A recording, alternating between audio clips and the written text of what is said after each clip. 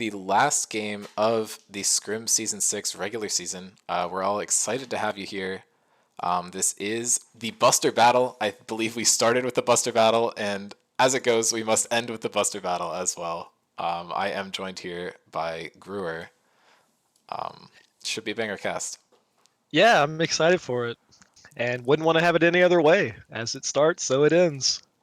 Exactly. I'm going to screen share to you, and that means my mic is not going to work for 15 seconds because who knows? I moved to a Okay, different house, so we unplugged the PC, plug it back in, and now it doesn't work.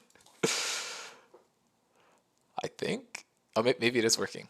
I can hear you. So Oh, thank goodness. Okay. As soon as I talk about the bug, it doesn't happen anymore. That's how it that's always how it goes. goes. Yep. 3 minutes left before draft. Let's try to get through this as fast as we can. Okay. Joey is actually the featured player for MetaBusters. Not who I was expecting to see, but mostly just because they don't normally run him. Glad to see him on the Rift, though. He's a big top and jungle kind of guy. I'm not sure which role they're running him right now. Forgot to pause it. But 93 games, 55% win rate, 27 champs played, which is pretty low for someone of that many games, but solid KD to go with it. And Yeah. the featured player on the other team is going to be Blake. 213 games, Wow. quite a few, 53% win rate, and 47 champions played. So that's about four and change games per champion. 2.72 KDA, very terrifying player. A lot of aggressive top laners. And here are the champions to watch. What's your take on these? Ooh, 5-0 on Yone is definitely scary. The Zac, obviously, I don't think I've actually seen Joey, so I'm excited to see him play. And like you say, doesn't have a ton of champions, but proficient on what he's played. Yeah, he used to tear up the rift on the Zac, and then he got sent to top lane jail for a couple seasons. I am interested to see. Oh, they're running Adam and Blake. Okay, that's a pretty interesting. I don't think I've seen much of them this season. That'll be interesting to see. Gangplank will probably get banned considering Oh, there's two Gangplank definitely. players, but um, I'll get Thomas as well with a really nice KD on Oriana, and that champion's very strong right now. So I'd be excited to see that come out if he felt confident to pick that. Yeah, and we are cutting it close to the draft time, so we're just going to throw it at the top lane matchup. This is the key matchup, and these two players have never faced off against each other. From what you know Ooh. about them, who do you think gets the head-to-head victory in lane across this series? So I really like Cam as a player, but I think considering if it's top lane, I think I have to give the edge to Adam. He's been very dominant in most of the games I've watched him play, but I definitely think Cam can hold his own. So I wouldn't be surprised if it's like a 2-1 score line. Maybe he gets the better of him two of the games. But I don't know. I think it's gonna be a close one. They're gonna fight, which is what I want to watch. Yeah, this is going to be a bloody top lane. Both of these players on a lot of carry champions. Cam, we have that Ornn in the first slot. We can just kind of ignore that, but the rest of those guys like to scrap. So we can head into draft. It should be starting any second. What bans are you expecting coming out from these two teams? Um, Gangplank obvious. Twitch Yep, that's likely a could come given. out. Um, I don't know though. I mean, you don't have Mason, you don't have Rex. So that's typically who's been banned against when those players have been in the MetaBusters lineup. So I'm not really sure who you want to target. For New York Nutbusters, oh, people like to ban away Mike's champion, so the Rengar will probably be gone. Yeah, Maybe the it's Kindred. got to be one of the two, right? I don't see any world in Yeah, which it isn't.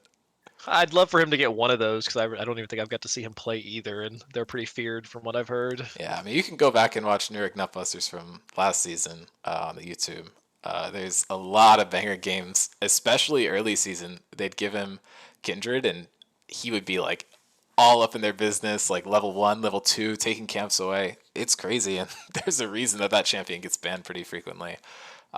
Not sure Yeah, why he if you're hasn't been proficient on playing her, she's it strong. as much, but I just think he has a big champ pool. Yeah, I've seen Mike play quite a few different champions, and he usually does pretty well. So be interesting to see what he goes for. They chose not to ban. Yeah, I'm not really sure what happened there. It's Zach. Zach is the ban there. That makes sense. I don't think Zach is an extremely good champion, but he's very good in fives, in my opinion. Very consistent, very stable, has good ganking, has good team fighting. So not a bad ban, especially when you saw Joey's stats on the champ. Yeah, I mean, I think that's the easy takeaway. Metabusters is going to ban GP, as you predicted. I think That that one's makes a lot kind of of a sense. given, I think. Exactly. I'd love to actually see it get piloted but I'm afraid that'll be banned all series. Yeah, I mean, who knows? It's going to be kind of rough to try and get that. I mean, Thomas also does play the GP, so it's possible that it might be Oh, left up when they're on blue side, but, it could be interesting. The Ezreal being banned away from Garrett, huge respect there. I actually really like that ban. It makes a lot of yeah, I think sense. that. Yeah, I think that's fair. Really good Ezreal players are difficult to deal with. Exactly. And the champ is kind of good right now. Not the best it's ever been, but, it's up there for And I sure. think Dominic also really likes the Morgana, so you're taking away a champion that has like an easy ability to dodge bindings That's if he true. goes for that. Had not considered that. Ivern being banned away from Blake is kind of funny. Twitch is up, and Rengar and Kindred are also up. The Ooh, we're Ivern getting is one of them. almost definitely towards Blake, Really? Rengar is open. Okay, I hope we get to see that, but there's a lot right? of first pick options here. Yeah, I mean, we're not seeing Rengar Ivern, which is the big thing. If that went through, that would be abysmal for the other team.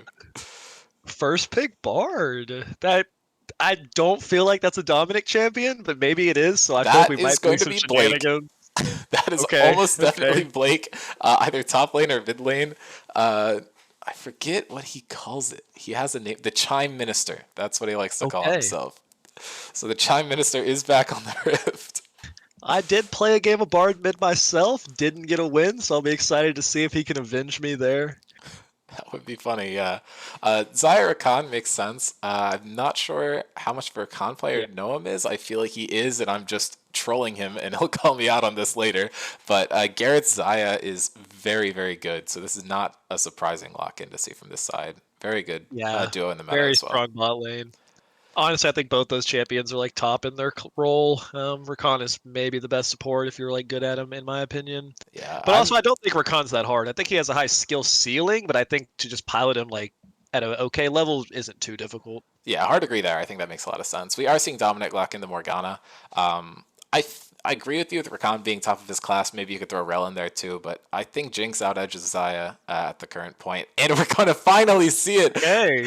The infamous Will Jinx. I don't think he's played it since last season. The curse might be lifted at this point. It's really hard to know.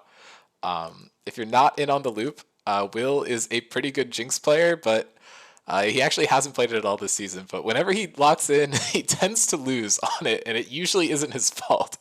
Somehow, whenever Okay. Will picks the Jinx, his team just tends to fall apart around him. 6 and 12 all time on the pick, which we're going to see later. But I do not think that is due to a lack of his own performance. Okay, well, we'll have to be on a little curse watch to see how that goes, but I think that makes sense. I don't know. I think if you're Nutbusters, you're pretty happy. Like you said, Jinx is definitely a good champion right now, and you got your Morgana, which is your comfort, into a pretty good matchup. I mean, the Rakan kind of has to come at you, gives you a pretty free binding. You have the spell shield, so I think it's pretty good for their bot lane. Yeah, we are now seeing the Kindred band away. Kane is basically Joey's second in command on his champ full tier list, so that's not too super surprising to see it come out. It was picked a lot earlier in the seasons when Zac was super prevalent. A lot of people would just slam Zac, and Kane is a really good answer into that champion, so we actually haven't seen as much of it recently, but that's why it's so high up in our pick rates. If you're just looking at those. I agree with what you're saying about New York Nutbusters, though. Two supports to peel for the Jinx is also not something you can really sleep on. Definitely not. I hope they round out the comp well to like also help the Jinx. I think Jinx needs a little bit of frontline and also a little bit of engage can be pretty helpful. Yeah, we could see some Malphite shenanigans, but who knows? I guess Blake would be the one to play it, and he's already got his Bard, so who knows? Oriana's still open, so I wouldn't be surprised if they wanted to go for like Oriana on red 4 here, if they're gonna give last pick for top lane. Yeah, I Oriana very good with Rakan, very good with Kane. by how things are going in season discussion, I'm thinking this might be Adam on the Jinx and Will might be playing top again. They're either Oh, trolling or not, but Will keeps complaining about bans being targeted as his top lane, and I don't know if it's a meme or not. It's really hard to tell. we'll have to see. Rengar's still open, although I don't know if Rengar's necessarily what you want in this comp. Oh, But if you're definitely if not. it's on your main, maybe they'll just take it. Hey, it gives her the free excited stack if she can just get one hit on him. That's true. We'll see what Metabusters locks in. I do want to see the Ori here. It is going to be Cassidon blind pick, possibly into the Bard, but I think there's always the possibility that you flex the Bard top. I think there's a lot of flexibility here.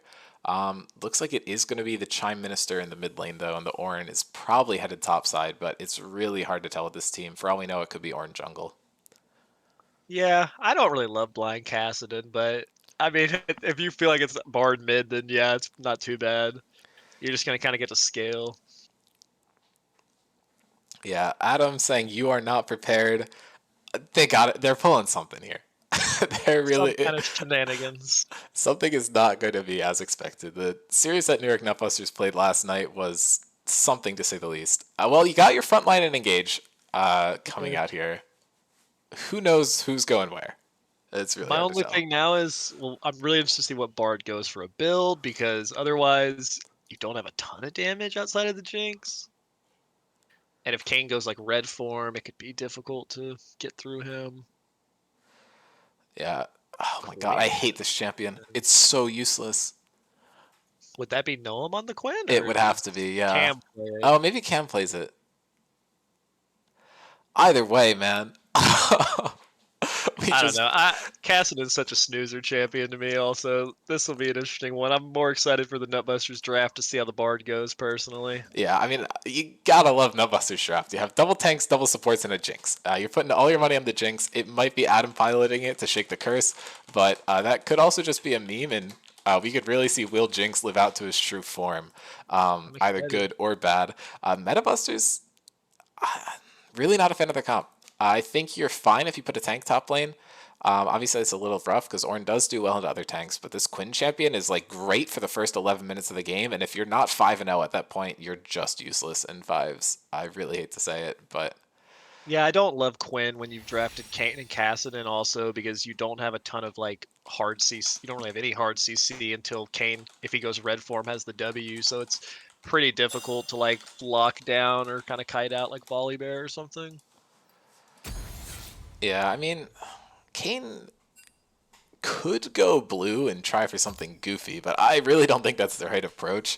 But If Quinn he doesn't is, go red, they won't have anyone to tank the Jinx, so I think he'll kind of have to. But yeah, he I could mean, go I'm blue and thinking just look for the one right, shot. you could go like blue and just have 3 assassins all try to gun down the Jinx, which would be it would be something for sure. I'm really not expecting that or hoping for it, but it could be interesting. I'll give him that. I know Nutbusters is unfortunately eliminated from contention, but I think there are some playoff implications in this match. Yeah. This match determines if Metabusters gets the second or third seed. If they get the second seed, they're safe from Spectres picking them as a first round matchup, which also means that, or yeah, I would put Rift Sharks in third, which means that Spectres would get to choose their opponent. I phrased it more eloquently earlier today, and I completely forget what I said that made more sense. I got what but you're saying. Though. I feel like there's 2 big implications for it, but it guarantees that you can't play against Spectres immediately, and I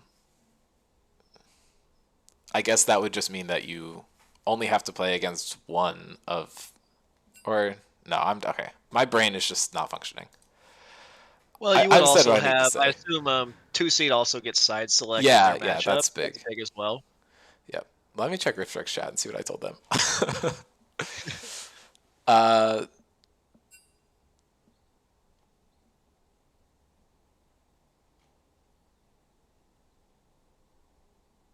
okay, I just said the same thing twice. I'm just dumb. Oops. Brain completely fried, I guess. Oh well.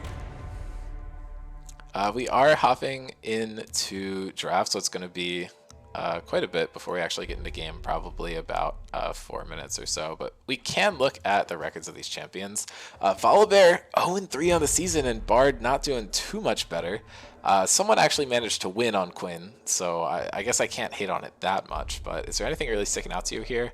Except the obvious Zyragon stats. Yeah, that's just so surprising to me, because I do feel like both those champions are very good. 0-3 on Volibear? I don't think that champion's amazing, but surprised the KD's that bad as well. Yeah, they suffer the I picked this champion because it's good, but I don't actually know why it's good issue.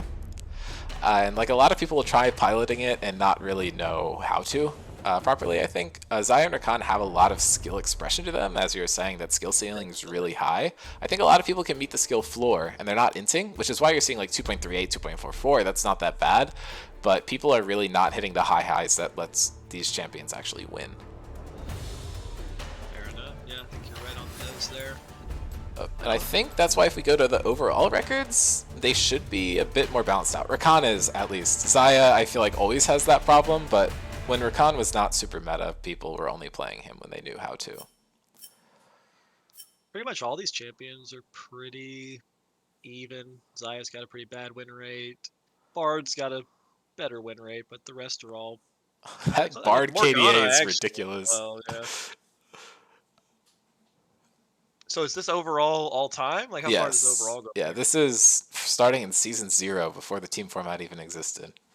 Okay, so not much Quinn all time. Cassidy definitely getting lifted up by this season specifically. Oh, for sure. I'll check how many in this season for the Cass. I'm surprised we haven't seen Cassidy in the past. He's definitely the strongest he's been in a long time, but I think he's always been playable in like the right matchups. Yeah, it's actually only 8 of those games for this season, so that doesn't make up too much of him. That means he was 7-7 before this season. Okay. Nothing to scoff at, really. Moving on to the champion matchups. These are actually false. Did see it update. It's actually Bard top versus Quinn and Ornn versus Kassadin, which I think is not a huge difference because both Quinn and Kassadin can do a lot, but basically top laners are not going to be exciting. Wait, you said it's going to be Bard versus Quinn top? It is. Neither of these champions are going to be in top lane ever. I was just sitting here thinking that, yeah, I don't know. I was sitting here thinking Ornn, if he can just survive the early levels, will probably start to run over that matchup, and Bard's got the ability to bully Kassadin out early, but now I don't really know. I think Kassadin just gets to free farm now against Ornn, which I don't think you really love if you're Metabusters, but... Hey, I think you're sleeping on the Ornn. He's the damage carry, DPS, mage, tank, engage, juggernaut, whatever you want to call him. I forget the copy assassins in there somewhere. Kassadin might suffer, especially with Volibear being able to camp in his lane. You can't underestimate the Freljord God brothers. Yeah, I do think Ornn definitely has kill threat on a lot of champions, but I think part of what allows that is when you're in that longer top lane, and it's pretty difficult to run away from. I think if Kassadin is playing, respects the potential of Volibear to come through, I don't really see Ornn having solo kill opportunity on him, but hey, I'd love to be surprised. Yeah, no, I'm with you. I think if Kassadin's spinal cord is attached, he should be fine in this matchup. But I am looking at the champion matchups in the bot lane. This is very favored for the side of New York Nutbusters. I feel like well, these are kind of anecdotal stats. There's not too much numbers, especially in the support role. I think they are mostly correct. Rakan moves in pretty predictable lines, so if you're able to throw the Q in the right way, you can really just get him stuck. And having the spell shield to protect someone from his ultimate is huge in value. And Jinx kind of just rinses Xayah, because Xayah wants to sit back and have people dive on her. Jinx is never played in dive comps. Volibear, Ornn, Bard, none of these champions are really going to dive on you. So Xayah is not really serving the purpose of Xayah, so you just have to hope the champion's good enough in the meta right now that doesn't matter. Just want to look at past performance real quick before we hop in game. Player matchups could be interesting too, but that is the Will Jinx we were talking about. We're just gonna not look at the. Hey, it's a Xayah Jinx too, apparently. So somebody's getting broken here. The curse of someone is. Oh wow, yeah, the 0-6 on Garrett. I don't even think his Xayah is bad. I guess nice. It's he just has a better KDA than the Jinx. Yeah. I mean, it's just... Oh, and Thomas on the 0.33 KDA. That's rough. Interesting. I was right though. No one has had good performances in Rakan in the past. I knew I would eat my words if I said that. But Cam and Adam both first time of these champions. I know Cam's definitely been a Quinn player in solo queue and just on his own. So I don't think it's a champion he doesn't have experience on. It's just the first time we get to see it. And then player matchups is the other thing I want to look at. Blake and Thomas have actually gone even. Blake's KD is atrocious, but that's not the matchup we're seeing, so let's focus on the rest of them. Will and Garrett, 6-6 all time. This should be the featured matchup. I'll make sure we're looking at it for the next game. But Mike into Joey. Mike normally is known for just absolutely rolling people, but Joey has the 4-2 on him with a massive, basically 4 KD, and Mike has really suffered into Joey in the past. I wonder if that has to do with some solo laners involved, or if Joey just has this guy's number. It's always involves the solo laners a little bit, I think, at the end of the day, but probably why they respected the Zac. Maybe he'd lost to that in the past. I do think it's going to be interesting to see, on that previous screen, Bard had a really nice KDA, so interested to see what he does. Yeah, I mean, Blake just knows his way around being the Chime Minister. Orton is actually going for Doran's Blade start. Not what I With expected, Ignite but and that is Electrocute. aggro. Let's go! We are just seeing Assassin Orn, I guess. I was kind of joking with the copy pasta, but apparently I was on to more than I thought I was. No, I love it. I mean, maybe at that point, he can really bully the Cassidy out early game, get a CS advantage. Yeah, both of these teams going for full 5-minute invades. Metabusters kind of knows that theirs isn't really going to amount to stuff. Oh, Quinn has to be careful here. Yeah, she might get caught out. This is the wrong way to be walking. Oh, it is so over. And she can't even flash. Finding. First blood to Mike. And Mike actually has lethal tempo ghost. I don't know if that's meta right now, but it's certainly exciting. I think normally you have more of a tank approach from the jungle. Didn't even have to burn any of the ignites there either. Really good discipline on holding that. Yeah, they burn nothing. No summoner spells burned from anyone. And I think the only big downside is that Q is taken first on Volibear. I don't think that's normally what you want to do. But no, but I think he'll accept that for a first blood. Yeah. So we could watch mid lane trade, or we could look at this beautiful Skinnergy right here. The Star Nemesis Morgana and the Star Guardian Mythic Chroma Jinx. They're styling it. Have to respect it. Indeed. I'm really interested to see what both Ornn and Bard build. I would assume he's going to go tank after the Doran's Blade, but maybe not. But I think Bard should probably go for like a static shift first item. Yeah, I'm expecting him to just build Enchanter. To be honest, that seems like what Blake would do. I don't know what Ornn can build to do more damage, because all of his scaling is kind of just on health. Good binding is hit here by Dominic. Crit, but maybe not. Yeah, I don't have the faintest clue. Cam is hard winning this 1v1. Yeah, I think Bard's going to struggle pretty hard into the Quinn, like 1v1. I think she kind of just gets to kind of trade onto him for free. Yeah, Adam does take a tower shot there. Otherwise, that would have been a hard winning trade. But Kayn just going up to Raptors. Both junglers are even. Volibear is actually doing the quick recall for, I believe, Doran's Blade is the strategy. Yep. Yeah. And Boots because of the first blood. He's pretty strong right now if he can get some early action going. Yep. Bard is actually somehow winning a trade. Adam almost gets the kill, but this tower shot could put him in really just a bad place overall. Joey's going for this. Flash is available for Ornn. He burns it over the wall. Kayn is not going to chase there. Well-timed gank by Kayn. Unfortunately, Adam had Eden right as Kayn came onto his screen, so is forced to use the flash.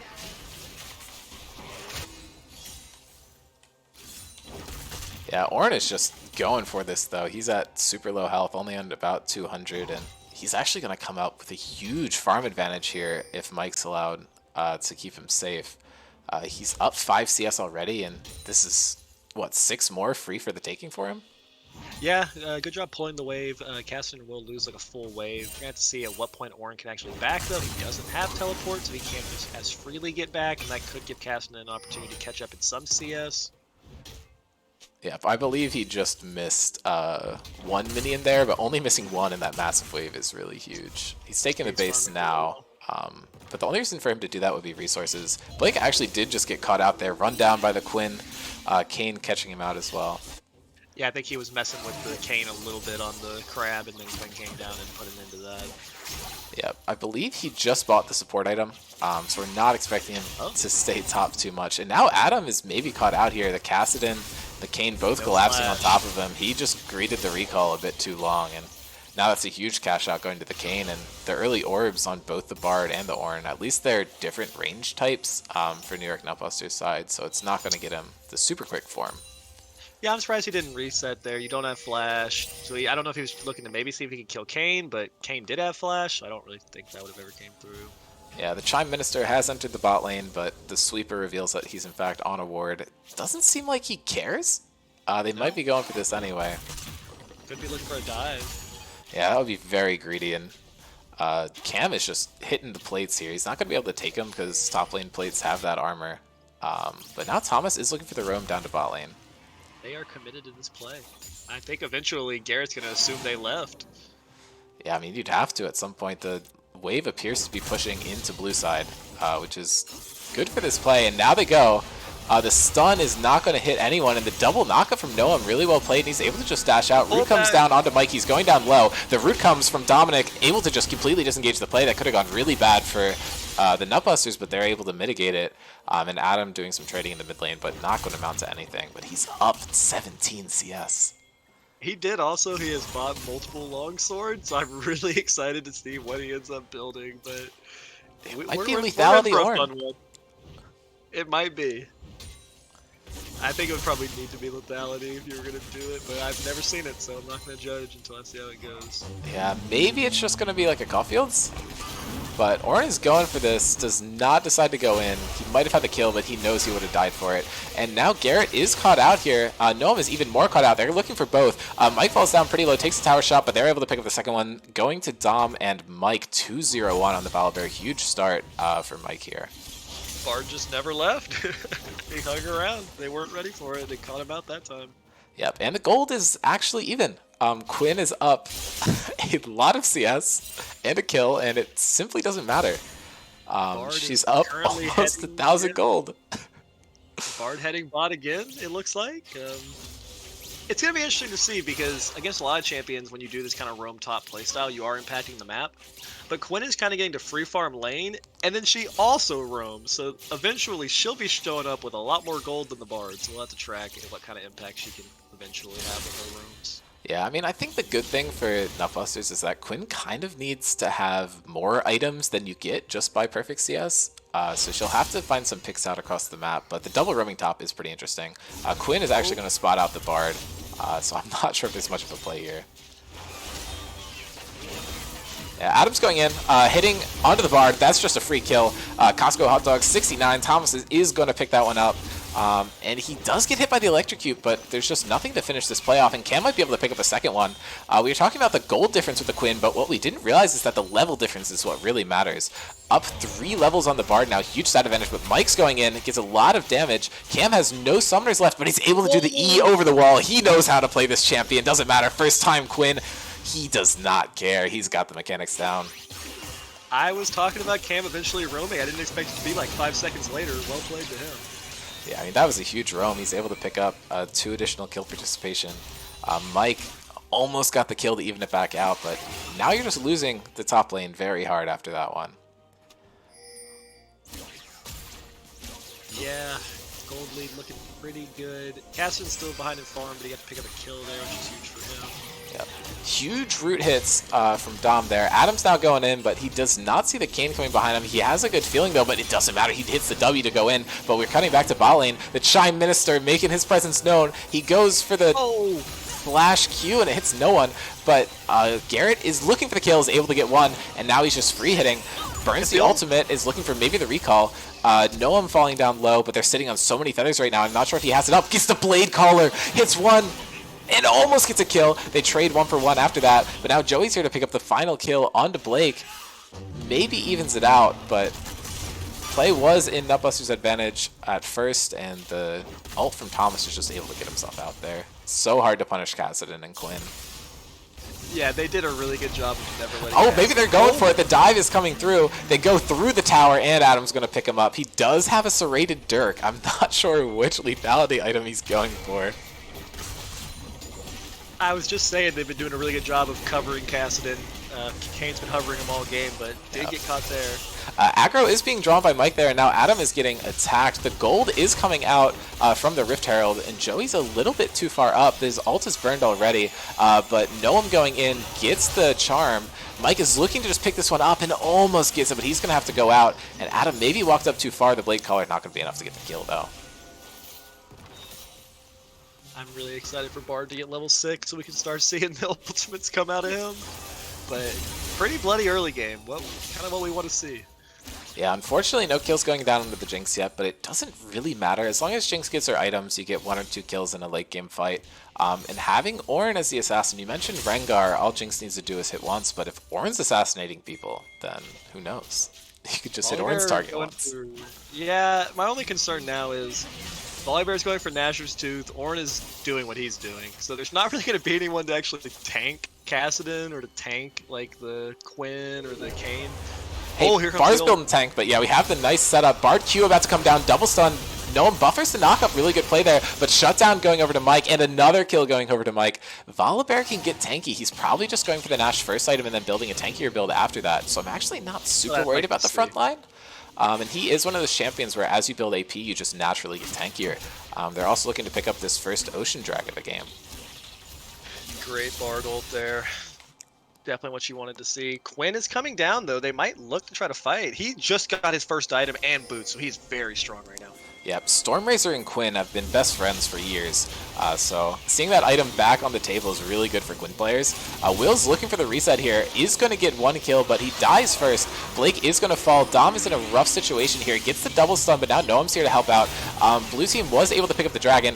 Dominic is now going to die, so they're going to try to kite this out. It's a 3-for-1, but the kill did go into the Jinx, which you're not too upset about, but Adam is likely just going to die to Joey here, and Joey already has Red Kayn at 11 minutes. If you want a bloody game, you do have to worry about the Kayn on the other team. Cam's now hunting this one down. Mike is really strong, but doesn't quite have the Nash completed yet, but he's getting double teamed by Quinn and Kayn. He's really trying to get this out. He burns the ulti, and now he's starting to run away, but looks in to go for the trade. Is taking damage. Noam comes in. Huge play, but it looks like it's just going to be a disengage from this point. But no! Noam gets caught, and now Jinx is going for the reset. She's able to get 1, and now we go. Jinx is excited, and she's hitting. I'm not sure there's another kill in the books here.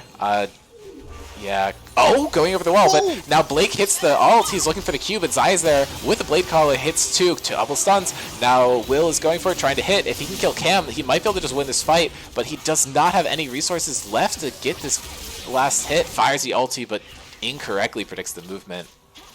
That was an insane skirmish. Yeah, that was crazy.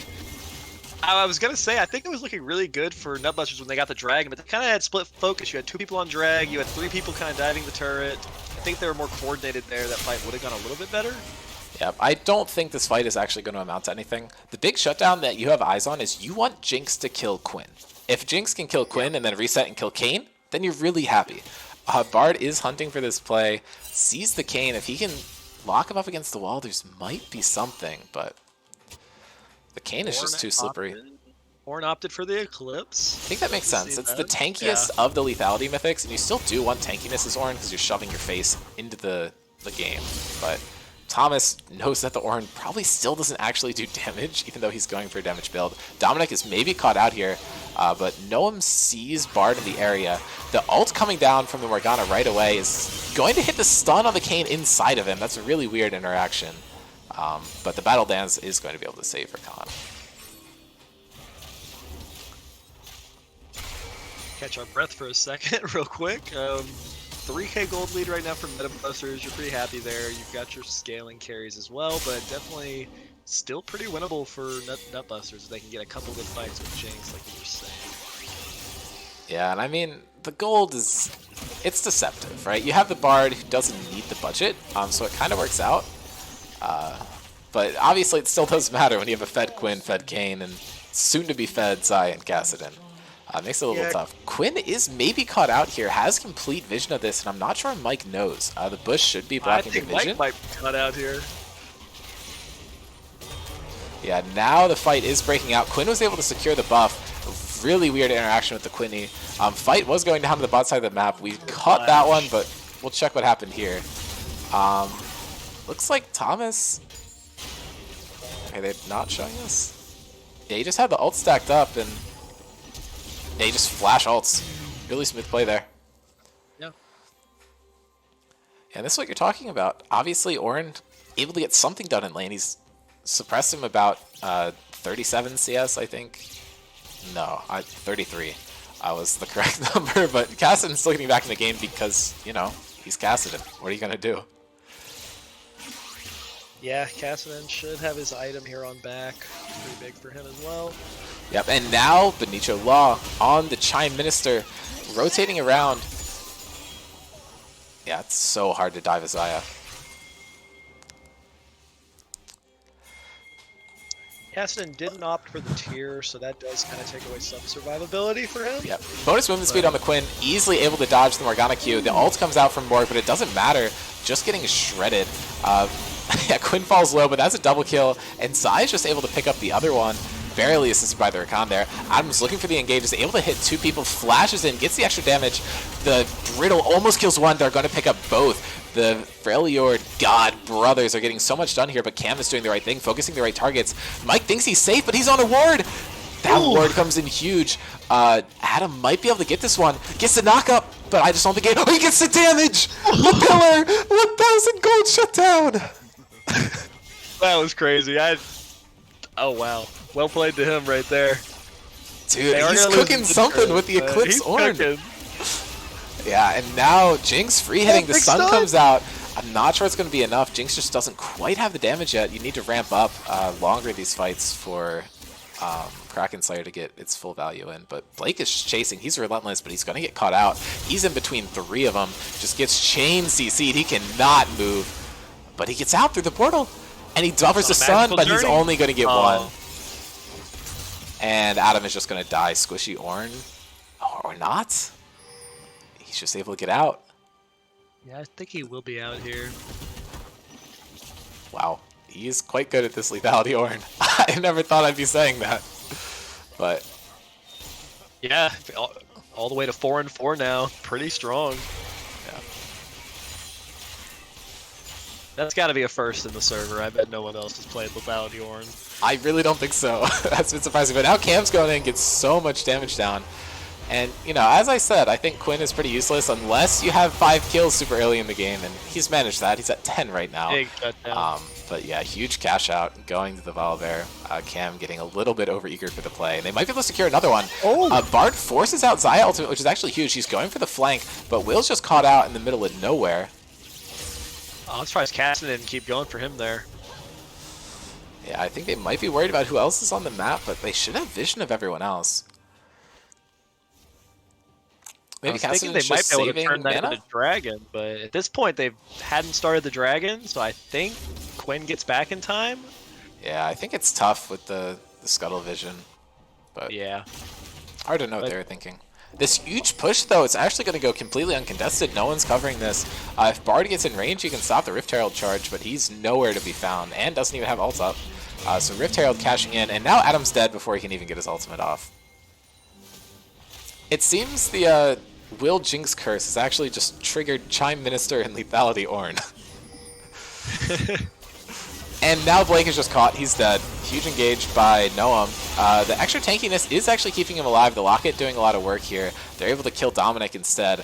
Joey's still looking for something on the back of this, but this is a 5v2. They could say a 5v3 if you count Tower, but they're just going to give up. I don't think they think either of these two are worth risking a death.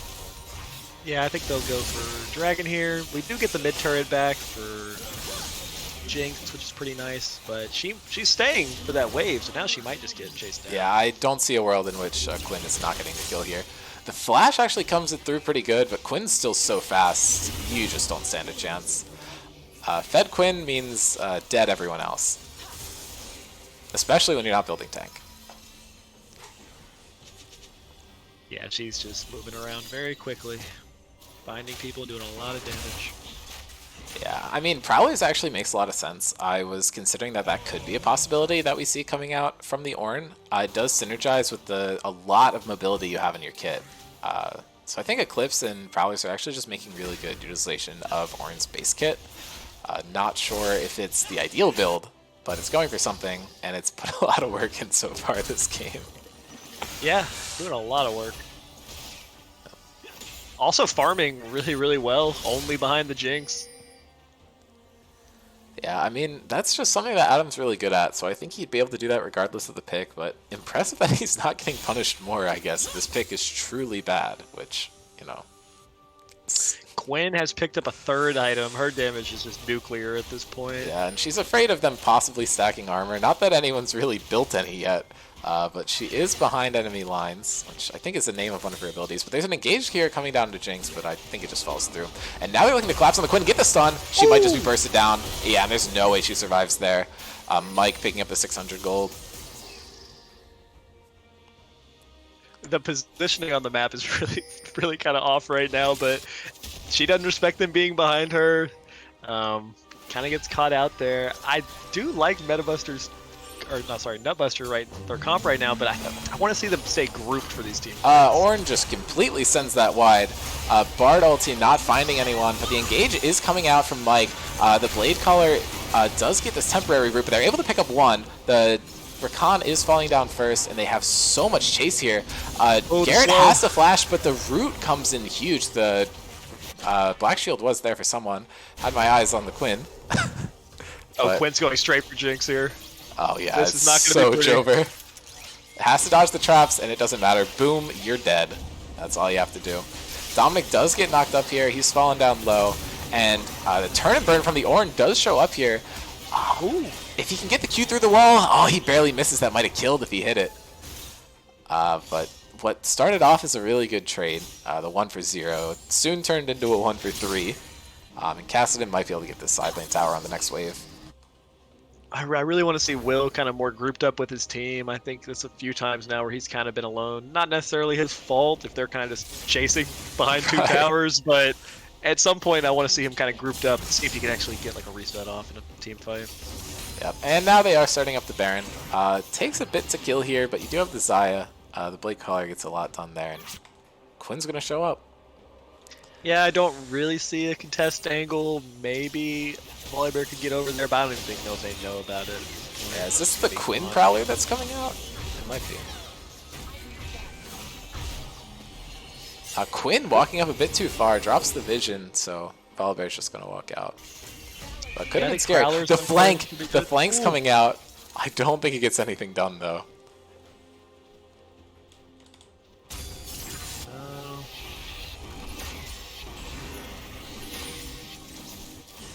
I also think Edge of Knight could be good if he just wants to be able to dodge like the initial Bard ult or Bard Q or something. Yeah, you might be cooking more than I am. I just like Prowler's Claw. It would be really fun, you know?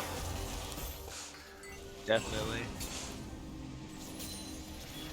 I want to see Nutbusters kind of group up and fight this Baron. Yep, and now Noam goes in, does not get the knock up there, but the Brittle isn't going to get popped. The Bard ulti comes out, but it does not hit the Quinn, and that is a key ultimate removed from the side of Nutbusters. There could be a play on this dragon from the Metabusters.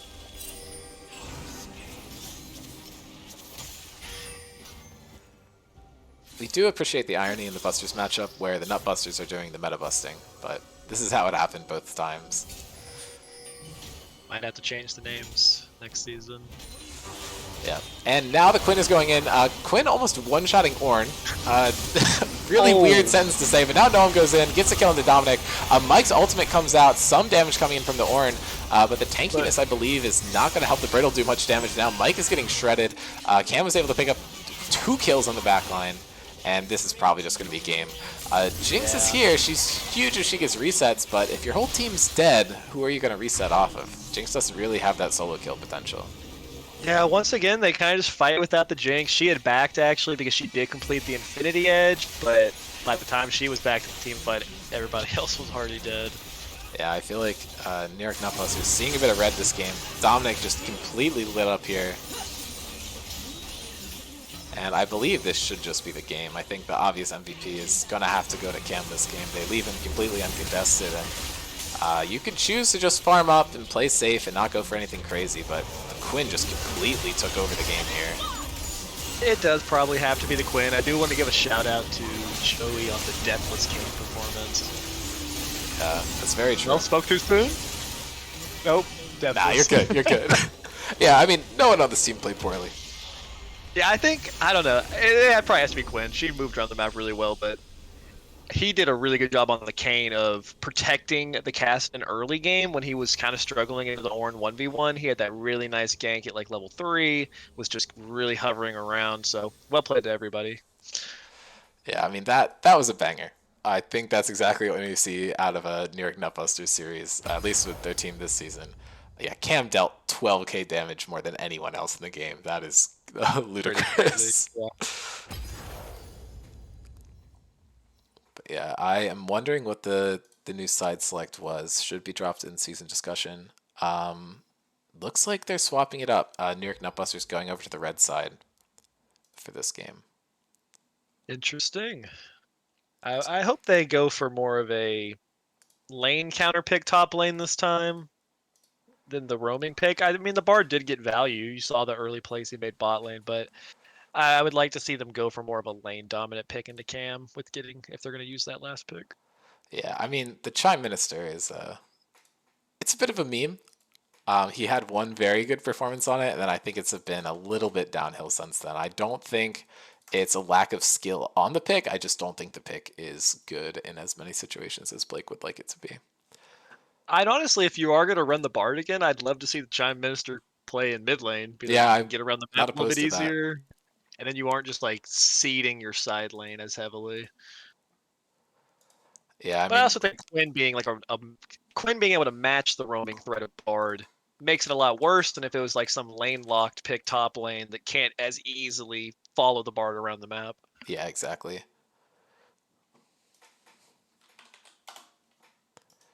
10-12 is what we're looking at for draft. It's 5 minutes from now, so we do have some time to kill. But yeah, I think we can actually take a look at this key matchup. I pulled up one that's actually useful here. Very similar KDs in this matchup and completely different champion pools across this. I actually don't think there's a single champion overlapping on either side. Correct me if I'm wrong, but these are vastly different Um, players that have been gone historically yeah, very even into each other. yeah. Garrett has the 7-6 edge after that last game, including his first win on the Zaya this season. So we love to see that. Yeah, it'll probably just end up evening out their KDs, though, just by the volume of games that have already been played. Both of them slightly unfavorable win loss overall. But I think a lot of these players' games have just been on teams that aren't super well set up for them. I think both of these players are often slept on. And if you give them the agency to do what they want to, they can do a lot. I think that's been shown with Will getting some more Twitch and Kaisa games recently. He's popped off a lot on those picks. And just nice to see him unleashed. And Garrett, obviously, if you let him get the Ezreal, he is absolutely terrifying. So Definitely. I mean, ADC is one of the more, or maybe the most team dependent role in the game. So if you're not necessarily being played around, it can be difficult. I would love to see, I think they'll be banned again, but I just wish we could just see Ezreal into Twitch or something. Let them both play their best champion and just go at it because this is a really exciting matchup between, I'd say, two pretty evenly skilled players. yeah, I mean, that would be really exciting. I don't see a world where that happens, though. I think the champion that could be left up here is the Gangplank. I believe all four solo lane players in this game can play Gangplank to a pretty high skill level.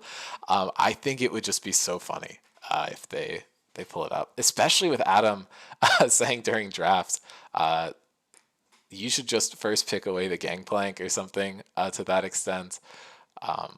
Would be very funny if they actually follow through and do it. Three I minutes would love still to left see it. Yeah. before draft, I think. So these are probably just going to be. No, we can look at Adam.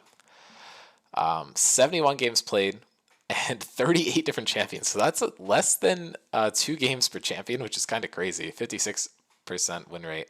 2.5 KD, but I think a lot of that's just a factor of top lane. Naturally, you're going to be isolated from the game a bit, so your KD is going to look, or your KDA is going to look little bit worse than some of the other roles.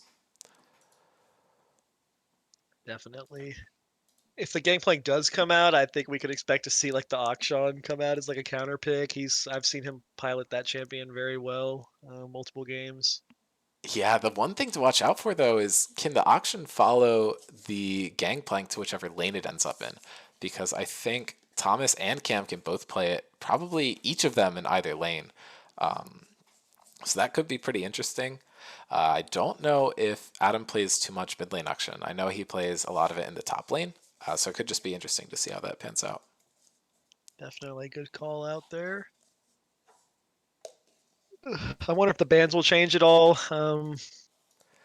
I wonder if they'll if they think Kane was a problem at all. I don't know. They banned like the Zach the first game, and the Kane did have a really nice performance. So I don't know. Maybe they'll want to like adjust that.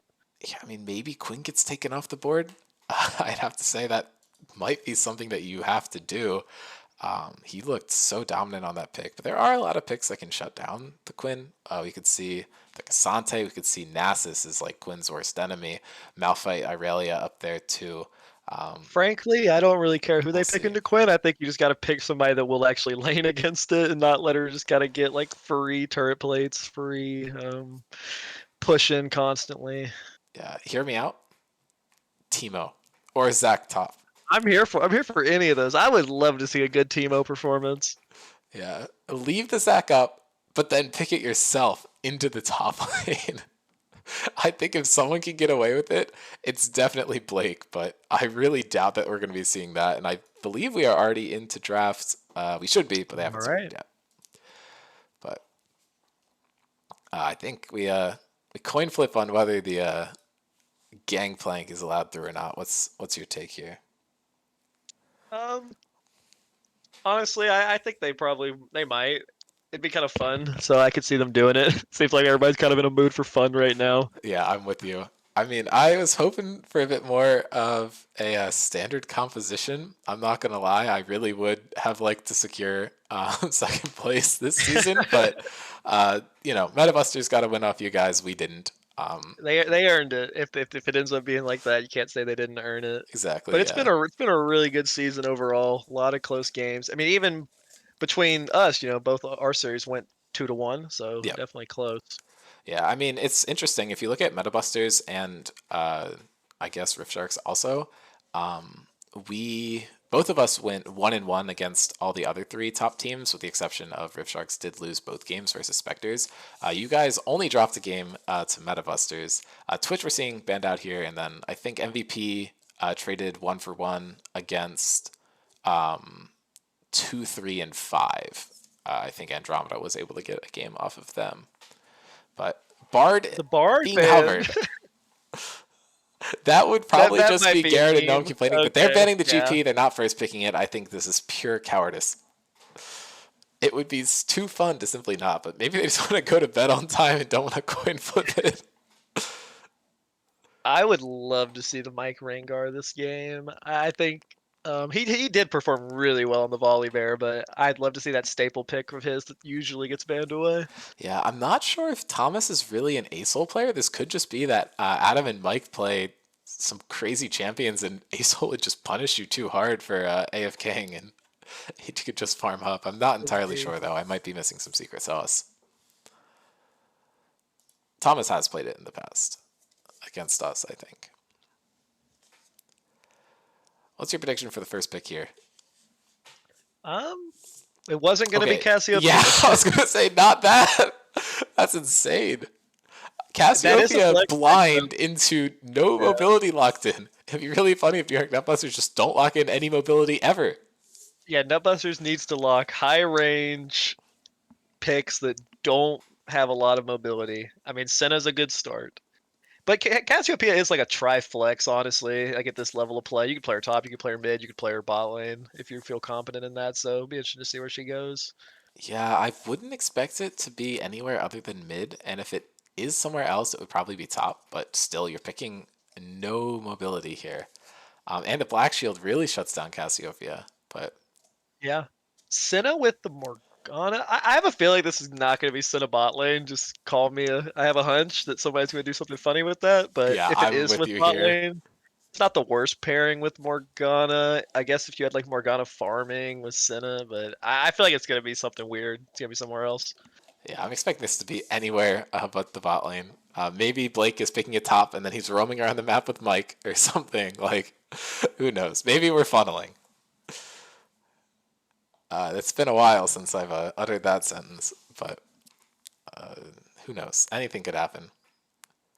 Morgana again. No surprise there. Dominic had some really nice bindings that last game. I just think it got a little chaotic, and it can be difficult for Morgana if the game gets super This chaotic. this is out of the vault.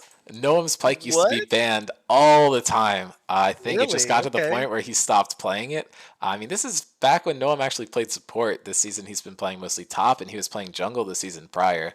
But here we go. We get the Akshan, but it's on the opposite team that we expected. Very interesting here. Uh, I'm a big fan of Gnome. I really like watching him play, so I'm excited to see this vault pick. I've not seen this one. Yeah, I mean, all of Noam's picks are just crazy balls to the wall, super aggressive picks. So it should be fun regardless. Pike does do well into Morgana. You'd think that wouldn't necessarily, but all the damage goes through the spell shield because it's only blocking the AP. The Karthus is coming out. What I actually want to see here is Senna Karthus bot lane and then Morgana mid. I think that addresses a Ooh. lot of their problems. I think Morgana actually does have a pretty safe lane into Cassio if that's who you're fighting. Into Akshan, it's not as cut and dry, but it's still pretty solid. I actually think Karthus it's fine Senna into is either, disgusting. yeah. I think regardless, Morgana just maxes the W in mid lane and just kind of wave clears. And if Akshan or Cassio try to run right at you, you kind of just bind them. So as long as you didn't like miss your bind while Akshan was swinging, I don't think he'd really That's have what a I was way to get on thinking. you. Yeah, I think just the higher mobility makes it a bit riskier, but it does require a bit of a mechanics check. I will say though, I feel like that's a little too not. I don't want to use the word smart, but like a little too probably the correct play to send them in those lane assignments. I don't know. I still feel like Senna's gonna be somewhere weird. Yeah, that's possible. I mean, you could argue that Morg mid and then Karthus Senabot is a bit interesting, but there's a lot of flex potential still available here. I don't want to see Karthus Morgana bot. Just going to go out and say that. That would be terrible. Yeah. I am glad we see the Kane ban, giving some respect to Joey. He piloted really well. I'm excited to see what he goes for now that both the Zach and the Kane are off the table. Yeah, I guess Joey has played some Jax. So you're covering the possibility of the Cassio going ADC and Cam playing Jax top, as well as the possibility of Joey just slamming it into the jungle. Gotta check my season discussion.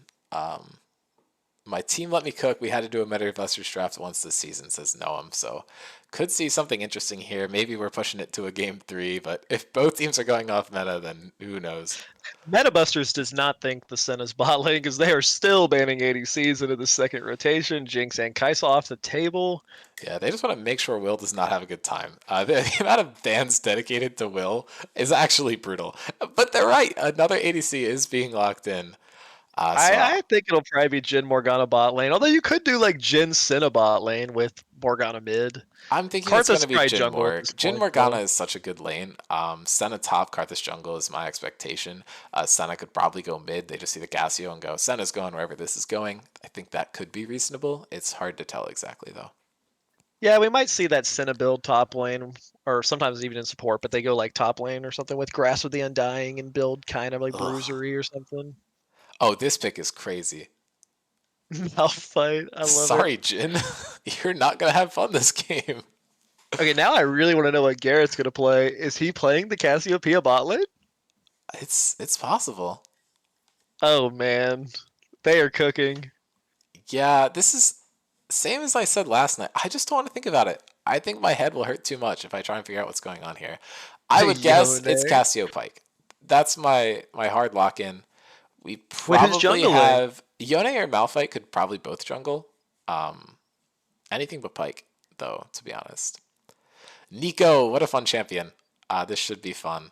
I'm excited to see the plays that will transpire I with really like Nico. Nico right now in this meta. She's super strong in my opinion and does always lead to a lot of fun plays. Yeah, I mean, PB had an insane showing on Nico He yesterday. If did. I watched that. That was this is really, really anywhere good. near that, we are eating good. But we'll have to see. I'm actually going to wait to make the champion assets until we figure out what the hell's going on because I Yeah. simply don't know. My prediction is the Senna top with Karthus jungle, Nico mid, and then the Jin Morgana bot, but I have no idea on the Yeah, other who's side. playing him? Is it Metapusters can do Adam playing anything. Senatop? Is it Blake playing Senatop? Who's on the Nico? I wouldn't put it past either of those players to play up Senna top, so we'll see. Yeah. Blake says, this one is my own experiment. It may or may not result in the worst game of League I've played, but that's fine. I really is it Karthus top? Like what's going on here? I have not the faintest clue. I also hope we get to see full AP Malphite, none of that boring tank stuff. I want to see straight up one shots coming through. Oh, for sure. And I think if you are going jungle Malphite, which I'm pretty sure is what we're gonna see, I think you kind of have to. It's the only way that makes sense. Looks like it's gonna be Adam top, and it looks like Noam is also playing top, so it's maybe someone else is playing the Pike, or he's playing Pike top. I might see like Pike versus Nico top. Never mind. No one's just messing with us. It was all of it. He was just in the top lane as a joke. The rolls are as expected coming from Metabusters, and same with New York Nutbusters. That actually means I do not have to update my assets at all, which is super helpful. So, very good. I got a feeling this might top last game, and last game was pretty entertaining, so I'm excited. Yeah, I mean, I think all it has to do is just not be a stomp, because last game was fun, but watching Quinn just absolutely face roll people is not the most exciting thing, to be honest. Auction mid. Okay, I think we know what's happening here. Wait a second. That's not Morgana. Okay. There's an Ari hover for half a second there. I was a little worried that we were going to see some shenanigans, but I think we can just go ahead and generate these, and I am praying that I'm correct about everything and we're not seeing anything goofy, but I think it's pretty much to what we predicted. There is a swap occurring on New York Nutbusters that's a bit unexpected, but not out of the question. I believe it is going to be the Senna mid, but Okay. we'll have to see. I don't hate that when you're playing against what we assume is Akshan or Yone, because both those champions can kind of run you down in that longer lane top lane. Yeah, that's true. Looking at the stuff, we can pull it up here. Cam and Adam have actually not versed each other ever, which I guess we talked about originally. It's still surprising to me.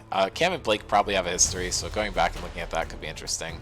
It's going to be very warped after that last game, but these are just going to be the same things we saw before, so not much to look at there actually. Overall records, nothing really stands out. Not too many Auction, Karthus, or Cassiopeia games, but they're all really even.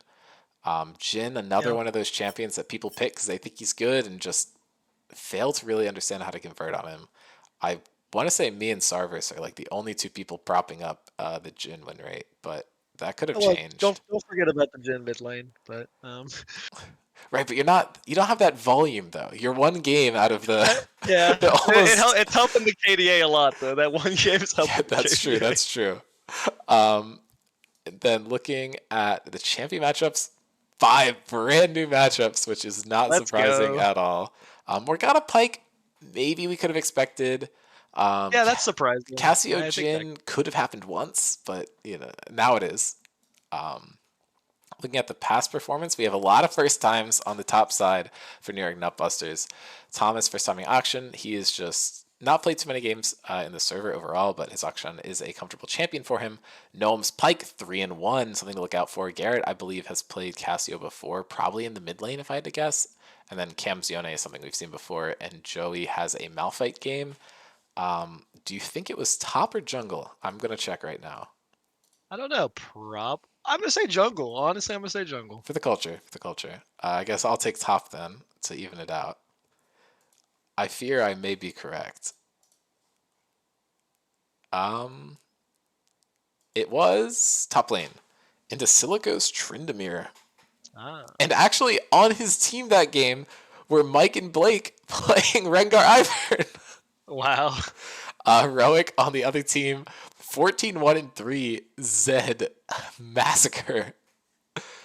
No one was on the other team, so it's kind of looks like this game, except Joey did a little betraying and defected to the Nutbusters. But this was the last season, I think, so not super relevant. But I mean, we're just killing time until spectator delay. So There's 2 champions I'm particularly excited to watch this game. I really want to see how Garrett does on the Cassiopeia bot lane. He's 1-0, 100%. so he definitely can play it well. But I just think that's such an exciting pick. That's like off meta, but mages bot lane are totally good if you're good at them. And I think Yeah. Cassiopeia is a smart one. She has such good damage. Early game, like can just run you down, scales super well. I love it with the Pike. If Pike hits a hook and then Cassio throws down the W, you're probably just dead. Yeah, you can So even do it that's in the gonna be opposite order too. You can guarantee that they can't flash the hook, which could be pretty true. interesting. Yeah. Yeah, I Yeah, think we've also chaining seen. it with the Pike stun. Yeah, Cassiopeia and Pike, I feel like you see a bit in solo queue. I would say it's off meta for scrims and maybe off meta for like pro play, but that's not something that you don't ever really see. Um, but the Malphite jungle, I will give it to him. That is 100% certified meta busting. Yeah. However, it's not as meta busting as Nico top Senna mid. And I'm expecting this to be the on-hit attack speed, Nico. I think it's not as good as it used to be because that used to be like the best champion in the game. It was played at Worlds.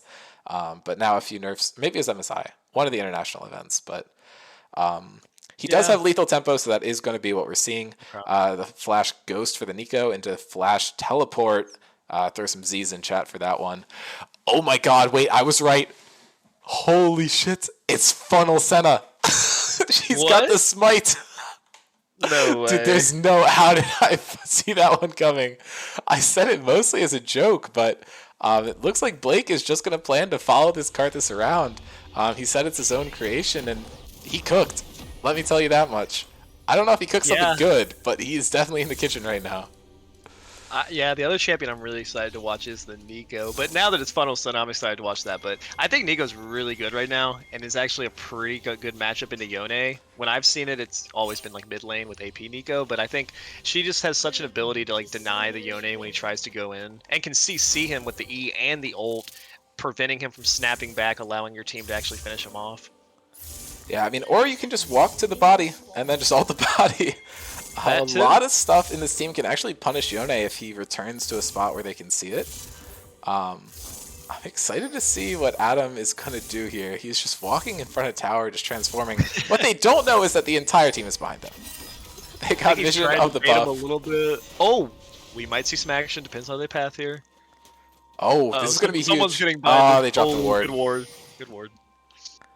Yeah, the proactive Q could have come out. I'm not sure what the Senna and the Karthus are really going to do here. I would expect some sort of invade if you're going to have two people, but I don't know when that's going to happen. They're just sitting mid right now. Yeah, I haven't seen Funnel in like so long, so I'm excited to watch this. I assume they're going to clear like one wave and then maybe go like to the Raptors or something. Yeah. Well, Senna did not build a jungle item, which makes sense. I think that's correct. Yeah, she's literally just gonna give Karthus all the farm and follow him around. This is gonna be awesome. I If they pull this off, and there's one tank on that team maybe, and it's like an armor tank specifically, right? They are getting caught out on the ward here, so they're gonna know the pathing, but Karthus ults are gonna hurt. Yeah, but also like Malphite's not really a champion that's gonna clear super fast, so it's not like he can just be like running around invading the other side, that kind of a thing. Yeah, so I think we'll just kind of get to farm. I'm hoping we get a game 3 here. If they win with this completely like, this is like 3-star Michelin. Yeah. Like this is insane. If they win with this might be my favorite game of the season. Yeah. Definitely my favorite theory craft so far. Adam is claiming to struggle a bit in top lane. The Ignite does come down, but the Exhaust is here in trade, and the Senna might just be able to run him down. Oh. Flash gets it! He flashes! First blood over to Blake! The Funneler has picked up the kill. Adam getting a huge root here, but Cam might just be able to pick this one up, but the duration of that is not long enough. And Noam actually gets a hook here, goes in. I'm going to check on top lane real quick. Bot lane is actually amounting to nothing, and the Ghost Flash is actually going to get Adam out there. Nico passive Nico W is really funny in this game because, yep, Pike execute threshold. We really need to see that, I think.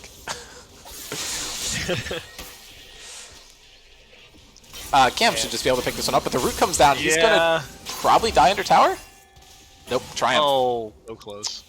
Really well played by Cam here. If we see another just Cam dominance game, it could be scary. But Karthus, most farm champion in the game. Not super surprising. Senna's I'm soul kind of at a count loss for words on is that. 15 already. That seems pretty good. Yeah, definitely. I mean, giving the first blood to the Senna is so insane because she just gets like accelerated in that way where she would normally be pretty behind. Right. I mean, her level is going to be so low, but luckily her scaling is mostly on the souls, and the levels don't Yeah. matter as much. She's designed to be a support, so you don't really need them. Oh. Cam typing because he knows it's a clone. I wasn't really sure. The minimap can fool you pretty easily. Yeah. But they're back to mid, trying to shove it out. Joey is just walking across. He's trying to get the double scuttle off, but I don't really think that denies resources in the same way that it would normally. But obviously the overall farm is an advantage to meta busters because they have more people dedicated to actually doing it. But now the play is coming down into Blake. Blake does not have the flash as it was used earlier, and Blake doesn't get to resurrect when he dies. Kill going over to Thomas. He's able to pick it up on the auction.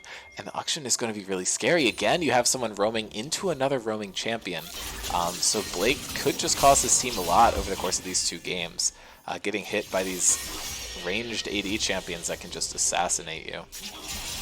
Yeah, definitely. Akshan was a great pick here, kind of to counter this like roaming stuff. Yeah, I wonder if they're just going to throw it into whatever lane was roaming, because the Yone can just lane into anything pretty much, as long as you know what you're doing.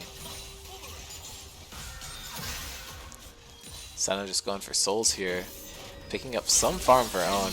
Now Adam, looking for the root, is going to get some damage, but the mid lane is probably more exciting here.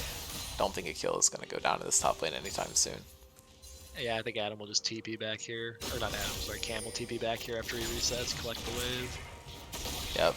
Will is down a lot of farm here in the bot lane. The Pyke just provides so much pressure early in the game.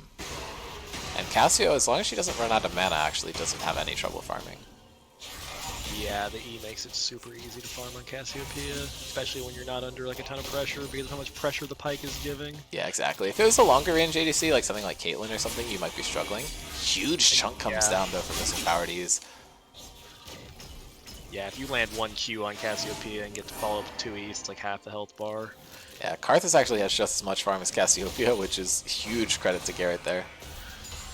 The jungle farm is a bit more powerful, so it's not quite equivalent, but is what it is.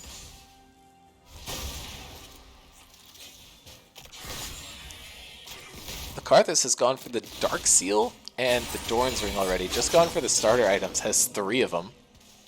Yeah. Already has the Lost Chapter though as well, it's pretty huge. Yep, and that's what the funneling is going to get you. Huge CC chain coming down onto Garrett here. If Will can get the 4th shot, that's a really good trade for them, but if not, it's still decent, just not great.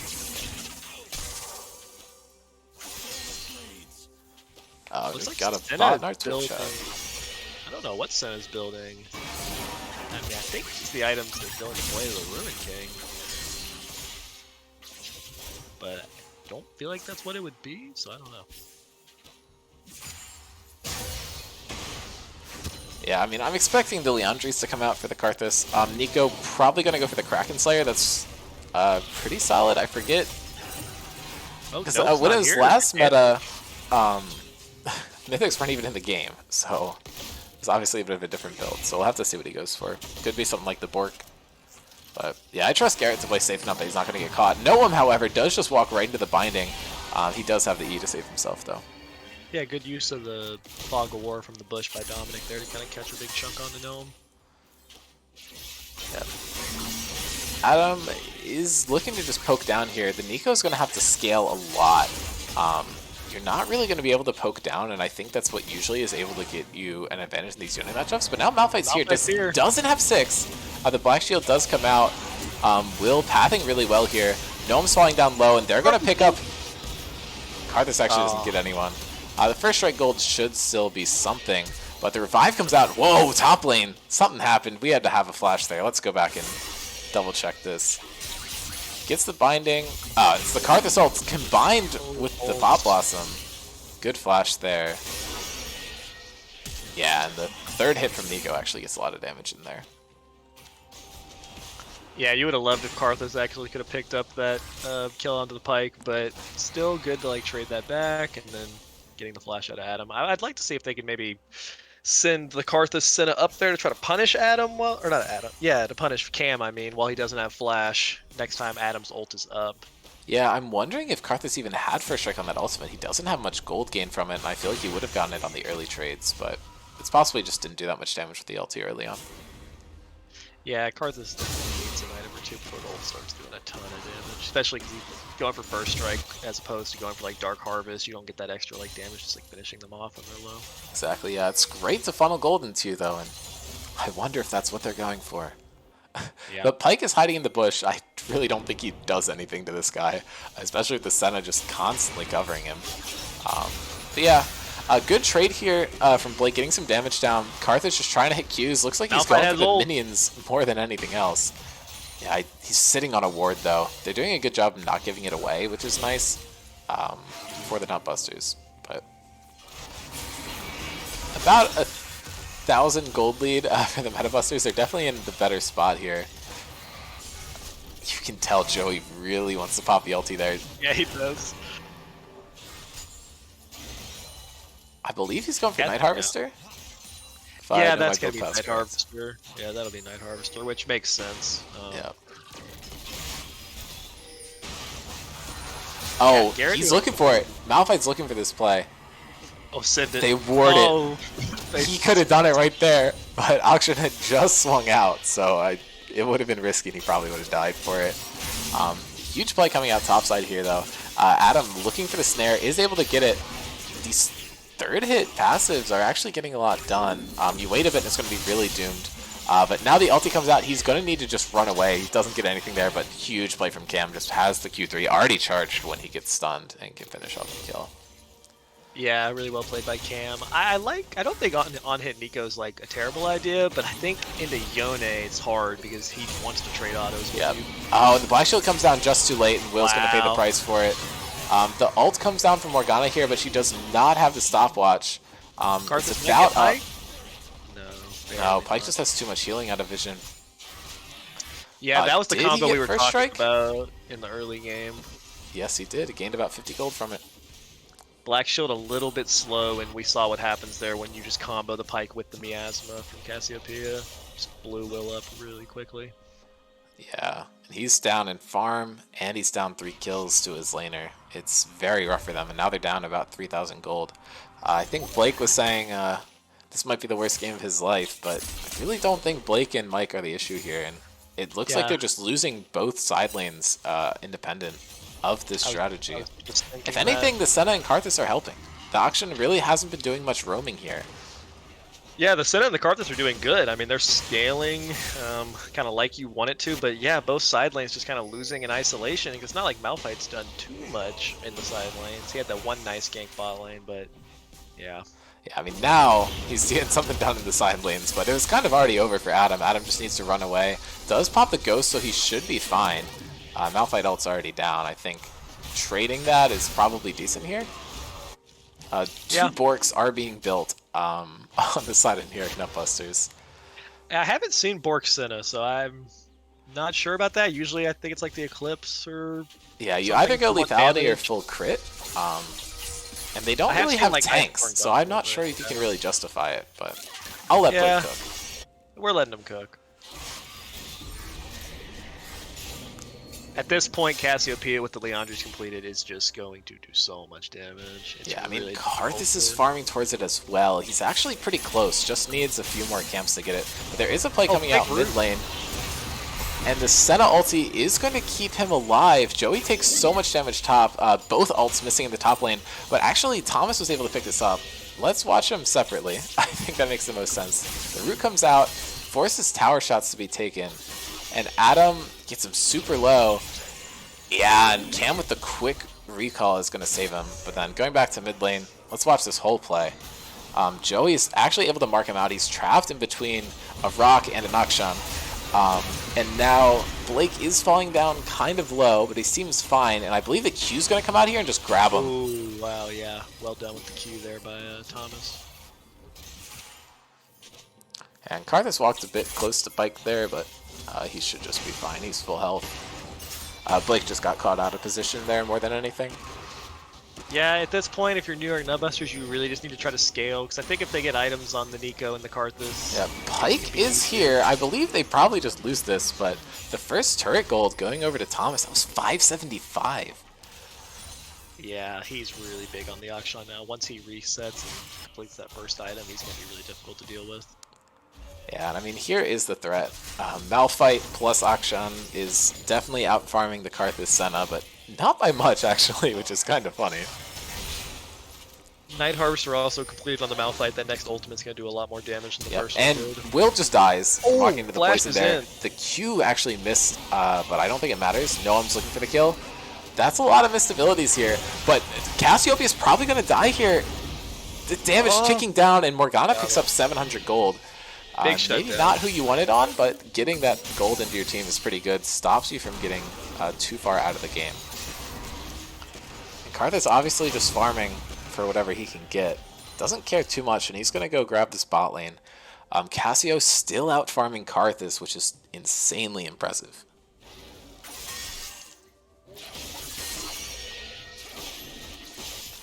Although, if you're trying to funnel everything to your team, and the Yone is taking some of it, that certainly isn't helping you. Yeah, he did recognize that he can go steal this away. He might die, though. These jungle buffs are ridiculous. Cam finally taking it down, but the jungle monsters are so strong. If Adam's able to spot him out, they realize he's missing, but that's only a fake recall. The Nico is not going to get vision of him. Super close play.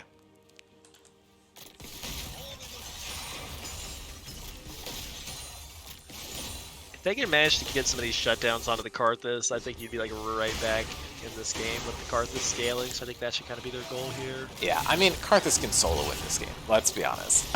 He just needs everything to go in his favor, but if he gets far enough ahead, then there's just no chance of anything. And now they enter in, this is the firing range. Everyone's just rooted down. Here's the play that they needed. Another shutdown goes to Morgana, which is maybe not what you want, but Karthus is going to be able to pick that one up. And Adam is actually going to be able to survive here. He has double sums available, but that's a 3 for 0. Cuts the gold lead by about half, and they're going to be able to pick up the first dragon of the game at 15 minutes. That means we're not seeing a soul. I would have to guess. That's exactly what we were talking about. You get the shutdown off the Akshan. And Adam is still going to survive. Had the double sums available, which means he's pretty safe. He did stay, though, and he's not going to hit that. Proxying is coming down, but Adam's healing up. Normally you'd expect Yone to have more healing than Nico, but Cam actually just lost the triple stack. This next auto's going to kill, and that's a shutdown! Big. That's huge. Dude, Adam played that so well. Kind of. He missed the Thought Blossom, but he salvaged the bad play very well. He spaced out really well there to auto-attack. Garrett is playing out of his mind there, but the Q from Morgana is so good. I mean, Dom's just trapped here, though. This action roam is so good, but he's able to go in the roam? In the wave. Yeah, he's actually fine. That's crazy.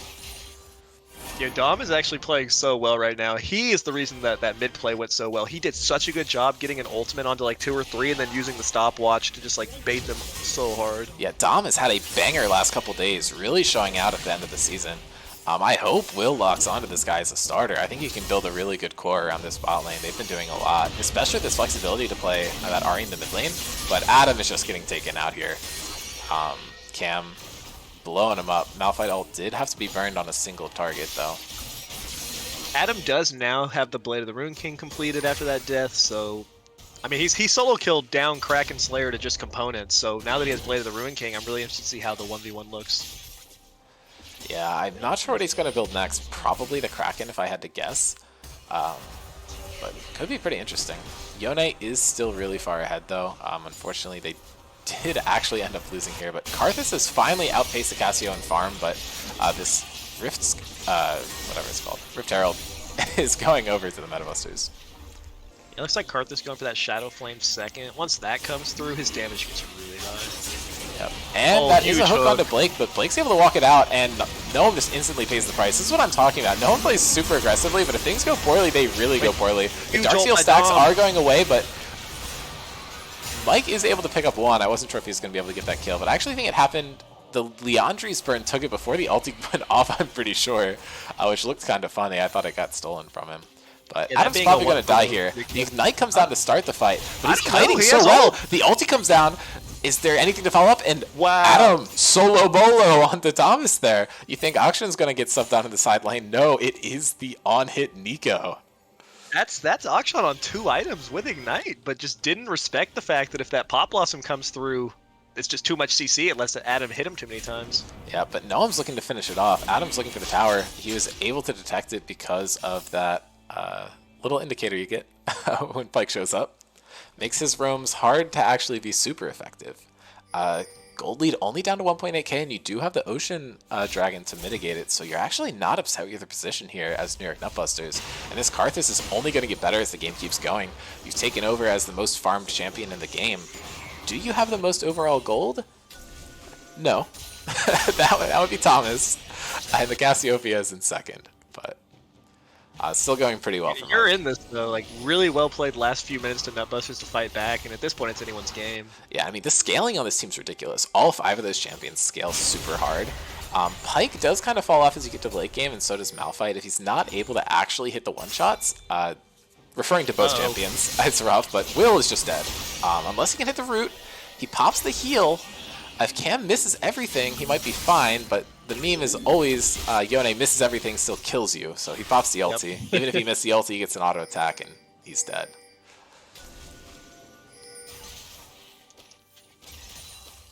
A lot of the gold for Nutbusters is actually on the Morgana as well, which normally you don't love your gold to get on the support, but I do think Morgana as a champion gets so much stronger once you complete that Zhonya's Hourglass, so I think getting that early gold can be pretty good here. Yeah, Dom is just getting destroyed here, though. Auction's doing so much, but now Adam should be able to just solo this one. Is able to pick up 1 kill. Pop Blossom does not hit. That was really weird Auction pathing, and that ult's going to actually be able to hit the revive here. This is just going for burst, I think. Or maybe it's to help. Blake out here is able to pick up 1, but the pullback is actually able to trade it. Really well played by Cam there. Able to get just enough damage. That pullback damage is getting really high, and now he has the Infinity Edge. The Yone damage is... This is the point where Yone becomes extremely hard to deal with. I'm expecting Karthus to have his item too. He's sitting on so much gold. And yeah, that is the Shadow Flame complete, and he has 6 stacks on the Dark Seal. Such an intense game. For the Gwynsu's as well, second item, which I do think makes a lot of sense. Once he has that completed, his damage gets really, really high as the on-hit Nico. Yeah, they're bush cheesing here, though. I'm afraid somebody might walk into that. But no, the Karthus isn't even coming. So it looks like they're just kind of giving this. But Dom gets pulled. Walking on its own. It's maybe looking for 1, but there's no Karthus ult to follow up the damage, and kill goes over to the Malphite. Yeah, I mean, I think Dom just kind of... I don't know, the rest of the team seemed like they weren't going to contest, and I don't know if he was trying to just get some vision on him or something, but just kind of went on a little too far on his own there. Yeah. Do want to shout out Nutbusters is kind of ending this series. They're kind of just playing against all their friends. A lot of Lauren, I mean, Adam should just win this. Does flash that, and dodges that really well. 1 more hit, should be able to kill him. And they're going to finish Adam off, but the 1-for-1 is fine. The revive is kind of cringe. But anyway, I feel like Nutbusters gets to play against a lot of their friends. Adam and Cam, Blake and Cam all get along very well, so that's kind of cool to watch. And then we did have the New York Nutbusters of last season kind of combine in our series last night. I'm glad we're getting to end the regular season on a really fun matchup. Yeah, I mean, the Buster battle, always a banger. Senna looking for some kind of a support item here, second. Yeah, I'm not sure. Maybe it's like Night's Vow or something? Joey is going in, huge ulti, but it's not enough to really get anything done. The Pyke is cleaning stuff up, though, but I believe it's huge! Yeah! New York Nutbusters is going to end up winning this one. The root comes out. Thomas is actually in a rough position there. Manages to scare him off, but they're just getting away. The exhaust is available for Karthus, but I'm not sure he's going to be able to land it. Was that really just a 2-for-1 across the whole map? When Malphite went in there, I thought that was going to be a lot better for them, but kind of there wasn't really that much follow-up on his ultimate, and it wasn't able to actually kill anyone on its own. Yeah, and now Thomas is running in, and he's just going to be able to burst this down. This is just roaming marksman killing Will. This is something we saw in the last game again. Yeah, I feel bad for Will about these games a little bit. He's kind of just not really getting played for and kind of having to deal with some of these solo lane picks kind of finding him out, but Yeah, for has sure. had some nice ultimates, has had some nice roots, so still helping to like kind of set his team up. Yeah, I'm looking nicely at where he Karthus' can. back here. He completes the Medjais. That's exciting. Yeah, that's kind of funny because I feel like typically Karthus is a champion that you're pretty happy like dying on, so you don't always see the Mage Eyes, but he's done really well this game, only dying once and already having 10 stacks. But Yeah, they're you have trying to rush a Baron. Morgana in the Senna. Karthus ult isn't going to be up for this. You're going to have to maybe just try and steal it, but realistically, I think you can just keep I power don't think farming they on the Karthus. know. Unless somebody hits that Gen Trap, they're not going to know. Yeah. This is really smart by them. Cassiopeia takes Baron really easily. Well, now they know. Nothing thrown out to really contest it. I don't even think that was a Q. I think that was just a W. Super smart call by MetaBusters to recognize they can take Baron right there, and that might be something that kind of just blows this game open. Yeah, I mean, if you're, pulling for New York Nutbusters, not that I know anyone on the call who would be doing that, you might just be able to tank this out. I think it might be fine. The Karthus is really all you need. If the Karthus gets fed enough, you just win every team fight late game. There's not a lot of innate healing on these teams. You can maybe build lifesteal on a couple of these champions and pray, but once you get late game enough, you're not actually going to be able to hit stuff in these fights. Adam is losing the auto trade. He's down basically a full item. And Yone is going in way too far. He's just getting burst here. The exhaust comes down. He might be able to get out, but the huge setup, yeah, that's going to be one going over to the Karthus. Noam able to pick up another one on the top side, which is giving you a lot of gold. The Karthus Senna has been going so well. Like, credit to these guys. The funnel pick has been so fun to watch in action. Yeah, and now it is getting a little rough. They are backing here. I wonder if the Hourglass is going to be completed, but they are able to take top tower. The turret damage is a real threat. And the actual concern isn't necessarily the towers being down, but it's the pressure you get to deny the farm from the Karthus.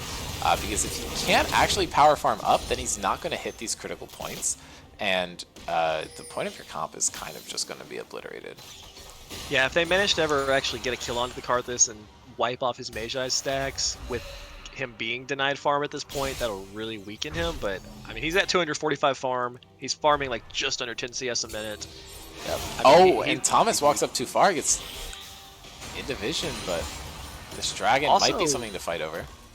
Level 15 on the Karthus, when that 16 comes through, I mean, his ultimate damage is just insane at that point. Yeah, hopefully he's going to be able to wait until 16 for his next ultimate, but Joey getting poked down so far. He has ultimate here. Yeah, an ulti is now coming out for Jin. Jin's able to pick up one, looking for another one. Unfortunately, Will is not a knower with his build.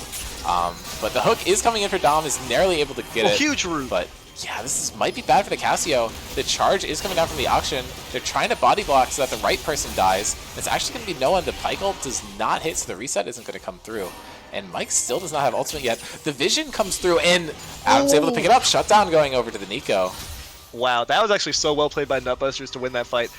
They CC'd Joey so hard that he never even got a chance to get the Malphite ultimate off. Yeah, that's exactly what you need to do here. Jin fighting his worst enemy at Control Ward. And now, Thomas, mad about these earlier fights, I think, is going to go for this one instead of trying to stop the dragon, but Adam's just going to be out. That root does so much. Yeah, Nico with the E is kind of always able to disengage the Akshan if you're able to land it, so that's nice. Yeah, fun little tidbit about Jin build strategy. If you're playing just for Jin ults, which in this comp you kind of are, Duskblade Axiom Arc is actually really good. You wouldn't think it is, but basically what you do is you start the fight off by ulting. And then if you kill someone, they can't interrupt your ulti.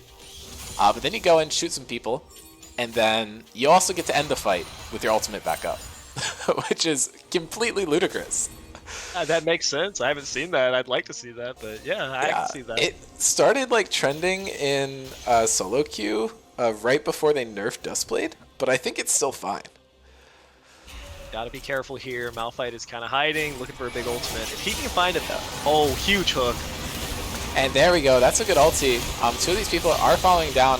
Mike in a really rough position here is just going to be able to maybe take out the Malphite. Karthus has ult. Yeah, Auction is the one to watch here, but Karthus now hits ulti, and they're just going to make Will tank all of it, which is very smart here. It is an execute. Mike probably going to wait until he can actually get something more out of the ulti, but no, he's just sending it. He does not care. Might kill Noam. Big damage. Noam desperately trying to get out of vision, which should end up saving him. I think Adam needs to back here, or they're going to lose his turret. Is now coming back. Yeah. Mike has 750 gold from first strike, and Jin just picks it up. Deadly flourish. Karth is doing so much damage, but he's falling down low. He needs to play super safe. Adam's He's on at the 24 flank strikes. And Blake's able to pick one. Oh my god, the Pop Blossom goes huge! And they're able to pick up 2. Nutbusters is, by all accounts, back in this game. The kills are almost even, and they're down a bit of gold, but some of the Pike gold's kind of fake gold, but you also have fake gold for Senna too, so, you know. This is such a good game, such an exciting one. Back and forth. Really well played by Adam there on the flank.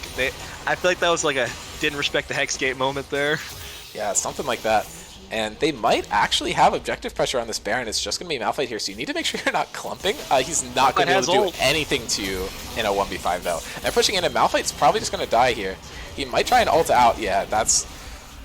We're going to see here. Pyke running in. Pyke gets no one here. They're going to try and kill this tower, and it's going to be so easy for them to do. A lot of tower damage here with the Senna and the Nico. Nico specifically has a lot of AP in her build with the Rage Blade, but probably just doing normal AD damage to towers, let's be real. Karthus ult back up. Now, he's in a full stack Mage Eyes. Mike is playing out of his mind on this Karthus. I gotta give him so much props this game. Yeah, I mean, win or lose, I think Mike, MVP candidate. It may be, yeah, very much so. I mean, that's a joke TM. Blake obviously helping him out a lot. I think you do have to take stuff like that in consideration with these comps. If Mike wasn't playing this well, then their team would kind of be useless. But looking to just rush the Baron again, I think they just get this. Yeah, I'm not sure what you can really do. Noam does just straight up die to a Karthus ult, though, by the way. Oh, but something is happening over here. Mike caught out here. The exhaust is coming down. They're probably going to be able to pick him off. And yeah, he's dead.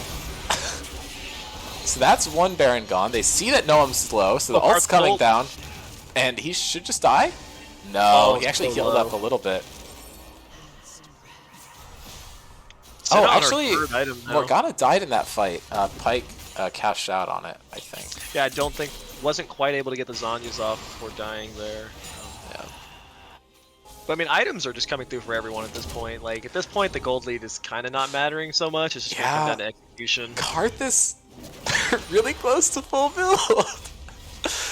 He's got when he gets Rabadons, gold. It's so close. Yeah. He's 700 gold off. That might be the thing that determines this game. Can he get it off or not? Yeah. If he gets Rabadons, I think it's just GG at that point. Like, I don't know how you tank any of that damage. And he's too careful to even take the Hex Gate, which I think is a super reasonable way to play the game. He's hoping that this ult is going to be back up for the Dragon. Could be huge, might allow him to get it. Hex Soul on this team would be ridiculous. You pop the Karthus ulti and you hex everyone. That's pretty good. Senna with the extra range too. Senna's stacks right now, if I remember what roll she's like, 175. Wow. That is terrifying. She is her auto attack range 760 without rapid fire cannon. With rapid fire cannon, oh, that was just a kill back there. Let me check this out. This is the classic. It's just the game one moment right here. The lady's getting caught out. Oh yeah, he never stood a chance. Yeah. This may or may not matter for the Dragon though. Karthus ulti just came back up. And Karthus solos dragons like nothing else. But with all this extra Yone's backup. just pushing, but he has TP. Yeah. I think you just need to going for this. Back for Yone. 400 gold or so left. Oh, Malphite goes for the steal, and he's going to pay the price for it. But they're overstaying. The Pop Blossom comes down. It snacks the Cassio over the wall. That's insane. But Cam's just hitting the base. And now Karthus ult's coming down. But they're going to need to get out of there. Cam on the backside. And Mike about to die. The shield coming out to try and save him. He walks too close to Thomas. And they can't body block. And the revive. But Cam's just taking base. That might be the game. Now the TP coming down too. And Thomas stopping backs here. The root comes down. They might be able to just kill him. Oh, they actually killed the Yone. There's no way. What is going on? The Rabadons has come through for Karthus as well. He did lose stacks there, which is unfortunate, but Rabadon's coming through is He massive. still has the movement passive, though, and it's going to be really easy for him to get him back. But they're only down like 2,000 gold, and the dragons more than make up for it. Yeah, the extra haste on his ultimate from the Hexal is so valuable too. Definitely. Oh, this is a clencher. That Anything tower is could still happen. back up. 1-1 fight by either team, and it could just be game. Nico completed a hull breaker as well, so just gonna... I don't even know. Might be able to match the Yone at this point with 4 items, including a hull breaker. Why does he have 3,000 health? That's absurd. Yeah, I need an AP check of the Karthus if we can. Only 732. Okay. That's manageable. The ult is about to delete Pike. It does 1049, by the way. Pike has... Not even counting first strike damage. 1875 health, but he's right there, actually. Does have the Edge of Night, which means you can't just dry ult him. Yeah, that's probably good. But Morgana W is really easy to take care of that. Next objective is going to be Baron in 2 minutes. They're sending people to deal with the Nico, but it's actually hard to win fights when Karthus ults up. Joey just desperately trying to farm. I'd like to see them react a little bit faster to the Yone split push this time. Kind of got distracted by the dragon there. I think this tower is probably just going to go down. There's not much you can do to stop it. They're running for his body, though. The soul unbound. But now it's a 4k gold lead. They're able to get stuff done on the rest of the map. But Pike's running into the base. They're looking to backdoor, actually. This is really funny. Senna just hitting him with the auto, which isn't actually breaking it, but a fight's breaking out here. Nothing too serious, though. Malphite looking over the wall, but he is going to get spotted out on that ward. Will walking up a little aggressively, and Nico split push coming crazy here. They don't really need Nico for the fight. The Karthus is so much on its own. Binding just misses. That could actually have a huge impact on how the rest of the game goes, because the game might be ending right now. They have 3 field pushing up mid. Blake going here, getting some damage in. Cassio just going for this, and he's falling down super low. Pike is able to get a tower down, but Blake kiting out so well. Mike's in a bad spot here, but it's fine if Mike dies, because he can just ult now. And here we go. This is going to be massive. Thomas is probably just going to die from it. Yep. And now the Jhin is ulting, and he's able to pick up the Yone, and they're able to get one. Adam's pushing. That's game. He attacks so fast. The death timers are 30 seconds and up. I don't know how Blake lived through all of that. His ultimate getting off, I think, denied his health being low enough so that the Pike ult didn't kill him, and then he just put so much damage out after staying alive. We are going to a game 3. That is awesome. This is why we don't meta bust anymore. Adam just sawing it out, DMing a little bit here, but a little bit. He's gonna end when the fight gets up, surely. Oh my god. Yeah, wait, okay. 200 souls exactly. That's insane. That was a game of all time. That was pretty awesome. Wow. That might be one of my new favorites. Holy. Funneling Karthus was such an awesome call, and it worked out so well. Credit to Mike, though. I honestly think Karthus has to be the MVP there. Oh, yeah. And he played... It wasn't even just that he scaled. He had so few deaths throughout the majority of that game, and I think if he had died more often, I think Metabusters could have just ended that game before he came online, but he played so well to just stay alive, dish out damage, farm up. That's one of the best Karthus performances I've seen. Yeah. I don't know. Got kind of smurfed. Was a bit ridiculous there. Obviously, just Mike's so good at the jungle role. Knows a lot of the ins and outs of these champions. Side select was going over to Metabusters, and they did choose the red side here. So we might just see red side dominance in a meta that has actually been defined by the blue side. A bit interesting, but obviously red side is always going to have a bit more power for Scrim Zone, just because we aren't pro players. We don't play every champion. True. But I do imagine we will see a Karthus ban come through. I think you probably have to do that. I don't know. Hard to know. With these two teams, really anything can happen. I feel like Karthus maybe wasn't the issue. It's just that they weren't playing around it correctly. Like I think Mike can do that on other champions, I guess is what I'm trying to say. I don't know if there's any champion that just That gets to is carry that Karthus. hard. That's fair.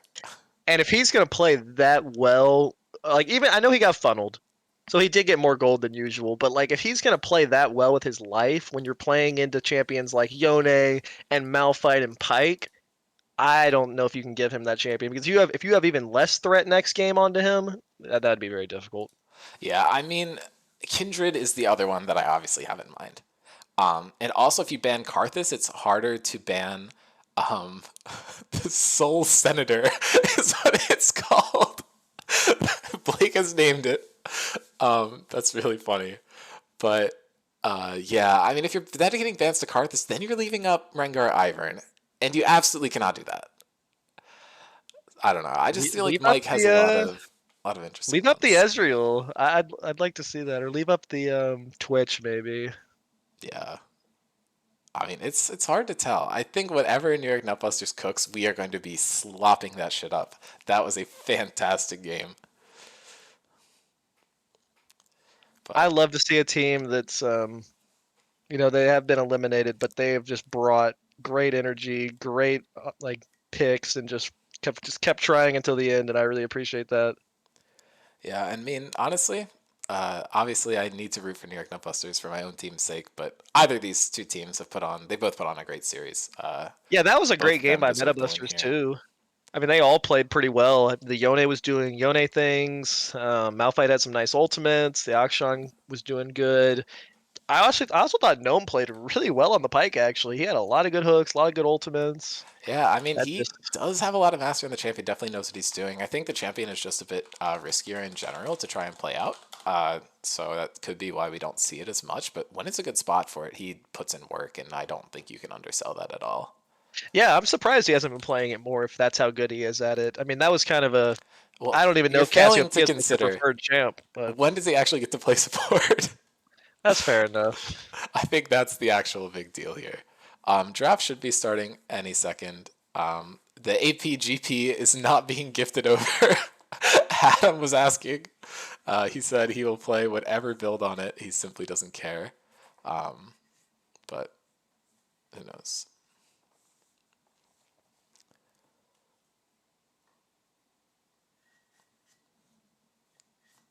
And now Zach being banned away. This is the classic. We've seen this every time.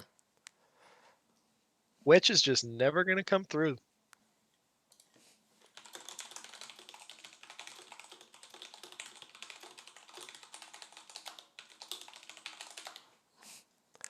Ezreal being banned away, we're not seeing the ADCs on their main champions, but honestly, Carrot looked really well in that Cassio.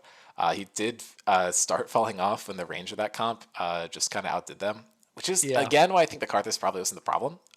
You did just have a very short range composition.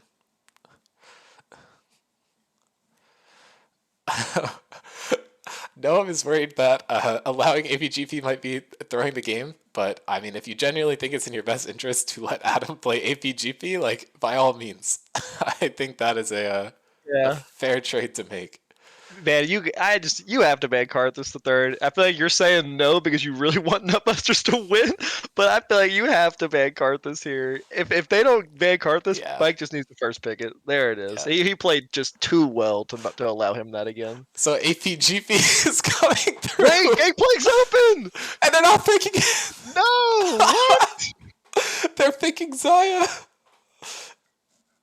Oh, They're and gonna Amos is steal picking it! Gangplank. I mean, that's what should happen. If you're not gonna first pick it, steal it away. Oh my lord. Oh, Senna instead. They're gonna take Senna. Okay.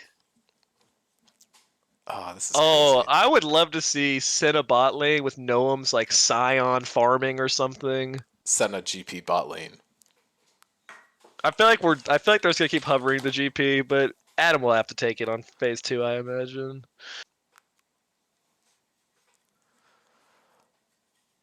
And is this the Gigabrain strategy? Do they give the Gangplank just to take it away to Gangplank. And it's Cassio again. They're going for Senna Cassio. Interesting. Okay.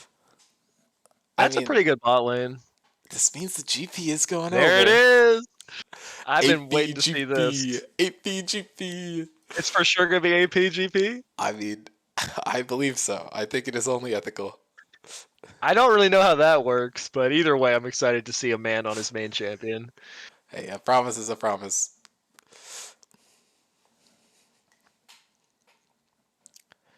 And Morgana is locked in. No Zyamor, surprise the there, but safest Dom lane had of all such a time. nice game. Yeah, Dom had such a nice game on Morgana last time. Really kind of sparked the comeback, in my opinion. Like, Oh, yeah, for set up sure. so well. He controlled the early game.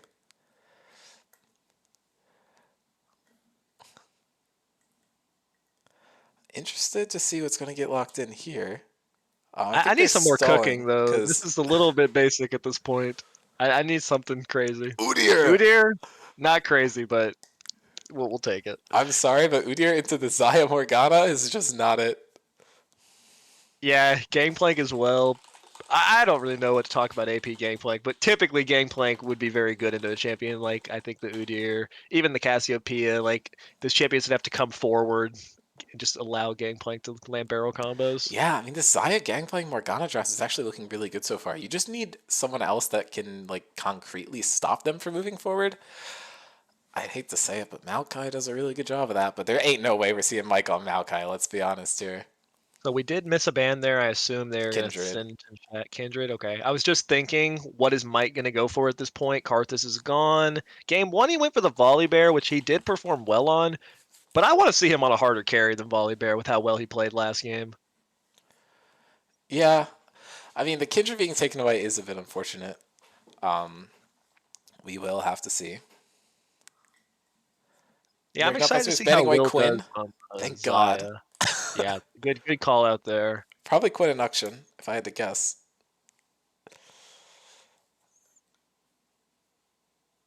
Just because those like really make Gangplank not have a good time. The Chime Minister banned away. Super valid. And the What is his next pick? the We've Soul seen the Senator Chime was Minister. We've denied. seen the Soul Senator. What does he have for the third game? Oh my god. If he picks a boring mid laner, my heart will be broken. I feel like he's gonna come with something spicy. I mean, it has to be, right? Like, has to be something interesting. I would be shocked if it wasn't. I would love to see just another high range champion though. Akshan does come through, Okay, which they didn't ban it. not very They're just taking surprising. away Cam's previous champions. So Cam is probably going to get the last pick. They need to figure out if it's GB top or mid, and I think that's super fair. They might just send the auction into it, regardless of what lane it's going into, which smart, but you know. Yeah, you said Adam said he was gonna play APGP, but did Blake say he was gonna play APGP? You're cooking something here. Mike looking to deny the Malphite, but this is probably Blake. Blake is playing the Rock representative. I'm going with that one. If he doesn't coin something, we're going with that. That's good. I like that. And last pick, what are we gonna see? Probably out of the jungle here.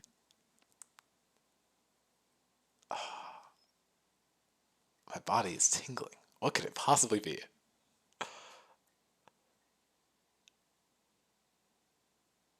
Oh, they let it time out. Oh no. Oh What? no. What is it going to be? They didn't know either. Graves. Okay. That's actually a really good champion for Mike. It provides the front line that we want. So It's yeah. kind of boring, but we'll take it. It's a good Yeah, champion. no, I'm with you there. Although I do think Graves can kind of struggle into like the eventual range of the Senna and the Cassiopeia, but Yeah, but if they misposition at all, that's just a pop. The Silas Yeah. is being locked in here for the Malphite. that's a great The pick rest of here. the I ultis think. are decent too, but Morgana's is pretty good. The other three are well, I don't know. Gameplaying ult's all right too, but Graves and Zaya GP are ult decent. and I mean, you GP can't are knock okay. Zaya. I think they're all like fine. Like none of them are it's okay. super OP, but I don't know. Hard to Malphite know. ult is S tier as it gets, so that's always when Malphite's locked in, you can always lock Silas. That's true. Well, this one is going to be one for the ages. The final regular season game of the season has been a It, great season. I we are think this ended on game a will be no banger. less. Look at this draft. Once again, I'm going to be holding off just to guarantee that things are as they seem, but I actually think it's a lot easier to predict this time, so I'm just going to go for it. But yeah, Mike on Graves. That's something I actually really like to see here. And we do have Blake Malphite mid. The Graves and Malphite could swap, could be pretty interesting. Will Zaya, solid pick again. Like this bot lane is just super solid. You know what you're getting from it every time. They've been targeting the living hell out of him, so it's a bit rough.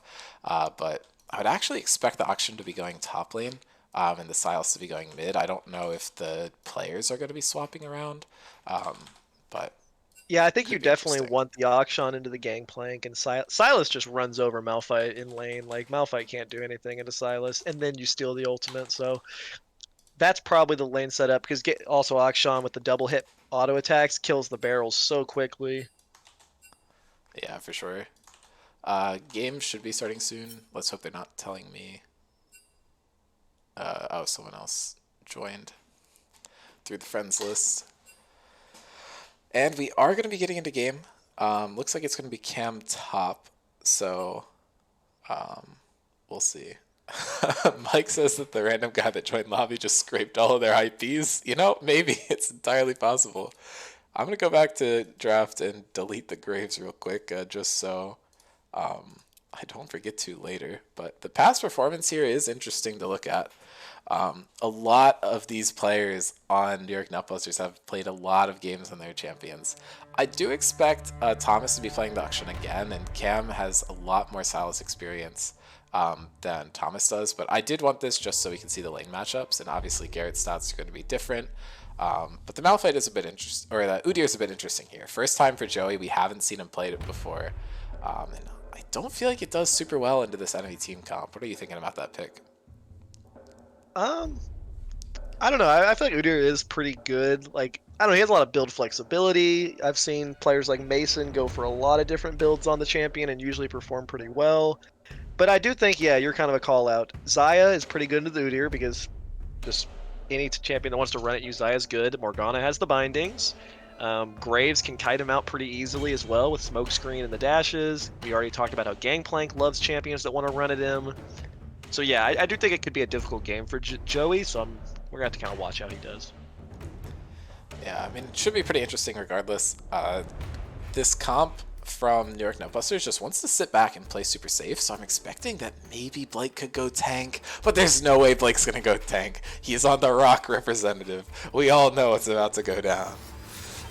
Yeah, And it'll be then, interesting to see. We saw AP Malphite last game, and it had a few good ultimates, but wasn't really able to find like the game-winning type ultimates. So, be interesting to see if Blake can find that backline access onto the champions like Senna and Akshan. yeah, I mean, we're not really looking at anything here. We've kind of talked through all the points there is about these individual players. Senna has absolutely cooked Morgana. Malphite versus Silas is a match that's actually been played before, 1-1. These KDs are nothing alike. I assume the time the Malphite lost was a bit rough. Graves versus Udyr. Udyr actually does have the advantage in historically, but Auction versus GP is basically dead even. I think it just comes down to a skill matchup, and it's a question of is Thomas more skillful on this auction than the APGP is on APGP, you know? I'm Could be surprised we haven't interesting. seen Gangplank into Akshan more often. I guess typically because the Gangplank is just permabanned in the server Exactly. against the players, but I think last season when I was subbing for Metabusters, I actually played Gangplank into an Akshan, That so you I might be did. that one win. Yeah, I'm not sure if that matters on the lane because I know you played at mid lane. I did. I forget how my function works, so I'm not really sure entirely what it's checking there. But It's a matchup where, honestly, if it's AP Gangplank, I cannot speak to that. But typically, it is a matchup that Akshan can kind of bully. Like we said, he kills the barrels really quickly. But if Akshan kind of ever mispositions, gets tagged by a barrel or two, and just doesn't respect like Gangplank Q spam, Gangplank, it's not like unplayable for Gangplank by any means. yeah, I mean, I think it should be a pretty interesting matchup regardless. But I don't know. I am just itching to get into game here. Yeah, I'm actually gonna grab some water real quick as we head into this game. I gotta keep my voice going. I'm glad we're getting that game 3 banger. Yeah, for sure. I'm just going to throw on music for a bit, run an ad break, just to get my voice back in shape.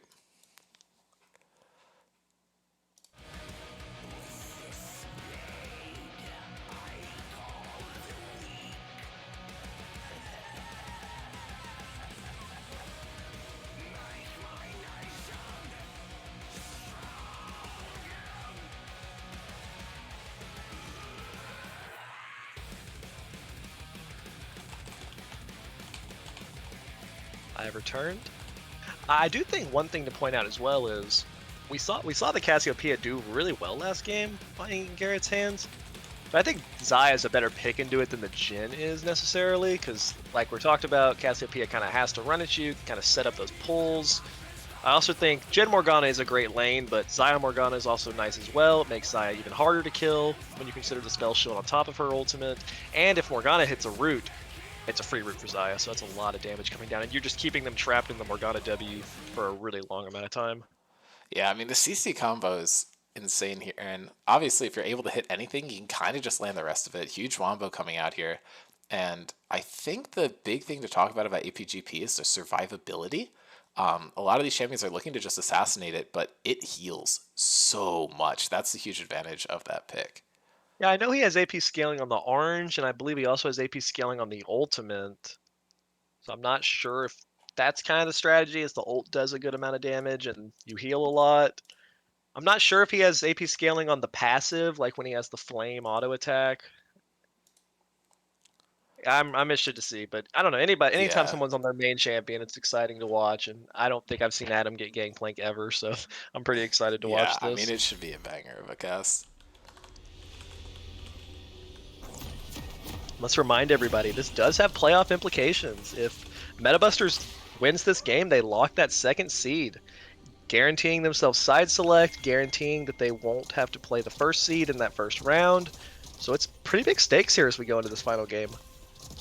Yeah, I mean, I'm very excited. We are getting into game now. I forgot to swap the scene as fast as I can, but nothing's happened yet, so we're actually still fine. Surely League of Legends loads the way we want it to, but this might be the most tame level 1 we've seen at all. Cam with the wait. Oh, okay, yeah. So Cam with the Sapphire Crystal start. That's interesting. I haven't really seen that on Silas. I assume he took Futures Market and he's gonna try to get a really early Lost Chapter. But the Doran's items are so strong right now that I'm surprised he didn't just opt for Doran's Ring. Yeah, I mean, it's a bit interesting, obviously. We'll have to see how it pans out. But yeah, I mean, I think it should be a good time. This game is obviously going to be very excited. You know, we're seeing some just kind of chilling. No one's going for anything early. Obviously, these teams are all a little bit stressed. Metabusters maybe a bit more. Nutbusters is just playing with their kind of pride on the line, whereas Metabusters actually has something to gain out of this. Lane swap attempted by Nutbusters, but spotted out in time for Metabusters to react. Gonna keep those lanes how they want them. Akshan into the GP. Yeah, and that's actually pretty good for Metabusters that they're able to counter this. Adam does win this already early landing a level barrel, yeah. But nice trade back by the Akshan, actually ends up favorable for him. Yep. Malphite opting for Electrocute as opposed to the Arcane Comet kind of denies a lot of that poke. But you know, if you're playing into Sylas, poke is not that great into Sylas in general because he just heals it up. So I don't hate the Electrocute pick if you're just kind of going for those one-shots.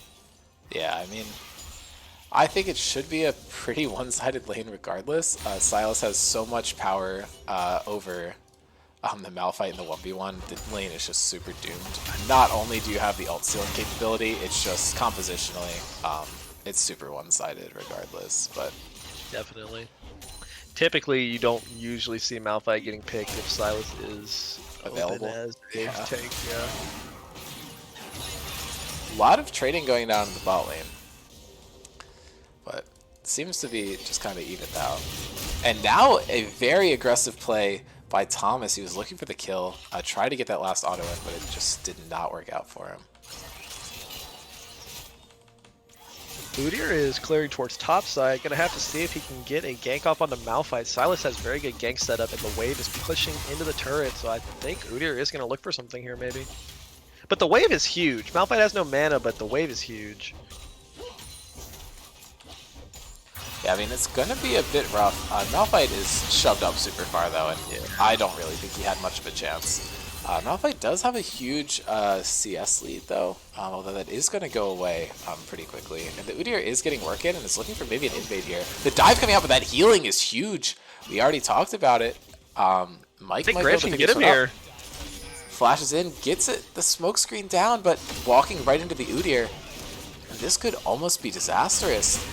The barrel is going to hit. Mike is really looking for this, but it's so rough. GP flashes over the wall looking for something, but this is going so poorly. But the GP almost picks it up. The minions... Oh, they're able to pick it up! Minions, baby! That's huge to be able to get that kill back, but Sylas with the early first blood's huge. Sapphire Crystal start, but he went for Blasting Wand, so he actually might be going for a Rod of Ages build. Yeah, something like that. Wait, I don't think you can do this, Joey. Minions are too big, but is going to be able to live. Yeah, no flashes up for the GP, so it's a bit rough.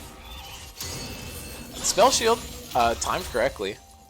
Oh, Cam actually taking a little bit of a bad trade here, but W will heal him up. Yeah, it's easy to get a little overeager on the Sylas into the Malphite. If you just blindly think you win. AP Malphite actually does have a bit more play into the Sylas. Yeah, definitely. The Electrocute is a bit interesting, though. That does not help you as much as the Comet would, I think. But I trust Blake. Blake knows what he's cooking. Yeah, he had good stats on the Malphite. Played it quite a few times. Yep. Oh. Yeah, Cam's just not respecting it boom! there. Solo bolo by the Rock representative. Yeah. Well played by Blake there. Yeah, Mike should just be able to dash out here. Not much they can really do about it. Yeah. Oh, Cam does TP back here. Yeah, Blake's out. As someone that's played this matchup quite a few times as Sylas into Malphite, you actually really do have to respect the Malphite early. Sylas does win that matchup, but if you just fight too often and just let Malphite Q spam and then just kind of trade on you with E and W, until you get some levels on Sylas, the Malphite does actually have windows to fight. So really well played by Blake to kind of get an advantage back. Yeah, I mean, everything else around the map is kind of going neutrally. No one's really getting huge advantages Well, he here. has 6! But, yeah, Malphite just going to obliterate Doesn't Cam even here. need the ult. Yeah, and Cam's just not respecting the ability of Malphite early to fight him there, and now that Malphite's kind of got a lead on him, and he is going to AP build like you talked about, we're going to really have to watch this matchup. Yeah, Blake has a lot of champion knowledge here. It's very easy to just pick Sylas into Malphite and go, I win, and then you actually do end up suffering a lot if you don't fully understand the ins and outs of the matchup. There's a lot of points where Malphite is able to get leads and punishes you. I actually have picked this into my own teammate. I was playing top lane into Joel, doing some sign-ups, and I go, well, he's picking Malphite, I'm going to punish him. It'll be fun, and then, you know, get a little overeager, although my misplays were trying to dive him under tower when I shouldn't. But, you know, that's... I think it happens to every Sylas player, because you do see it, you think it's so free. Like, it's happened to me, but well played. But I do want to point out, okay, I was about to say, I'm not seeing any AP on Gangplank. He does pick up the Amplifying Tome now, but... Right, I mean, you're going to buy Lichbane. Reaver. It's going to be Lichbane first item. You basically have to buy Sheen on GP no matter what. If he was building anything other than this, I would... I don't know. Longsword does not build into an AP item. Interesting. I am really excited to see what the Gangplank ends up going for. Nice root, or nice spell shield by Dominic to kind of block out that root. Yeah, I'm going to hope it's the AP first item, just the Lichbane. I'm not sure what he's going to follow it up with, but... Could be a few things.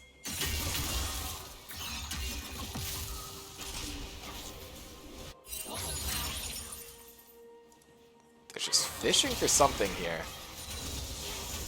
Not sure what they're gonna get. Big root out of Dominic there. That's gonna be pretty good damage on the gnome.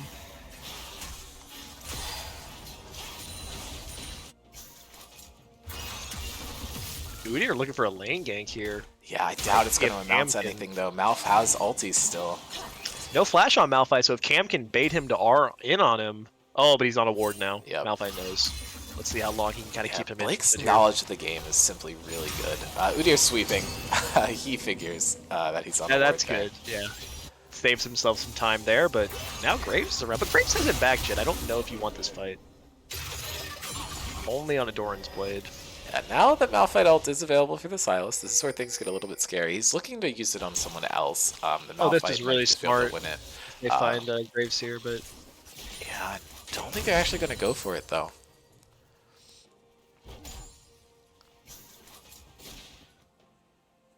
and Udyr is just permanently on vision currently. I think Graves is just going to cancel his back here with a W, I assume, unless they actually want to fight. Oh, just cancels it with the auto. And this is super duper. The AP Gangplank ultimate coming in. Got the extra damage, and Sylas is the one who's ulting out in this scenario. Malphite picking up another kill. If Malphite just gets far ahead, it's so doomed for Akshan and Senna. I think those champions are basically just going to get one shot. Yeah, 3-1 on the Malphite right now after dying first. So really well played. Oh, Senna has 6 now. They can go aggressive here. Root doesn't connect. And Will should just be able to run away from this. The range Senna on has ult Casio here. is not enough. Yeah, he might be able to pick it up, but you are risking a possibility of losing out. Senna might want that for some other global plays. There's a lot of global ults, or there's a global ult on each team in this game, so being careful of those is Definitely. important. Yeah, he's respect. I mean, Will would most likely just use his own ultimate to dodge it, so Yeah, good recognition there to kind of save it for a more guaranteed play. right. Or dodge it, or ghost it, or flat. Like, he has a lot of different tools to just get himself out of it. And burning the Senna ulti for nothing this early in the game can actually really cost you. Definitely.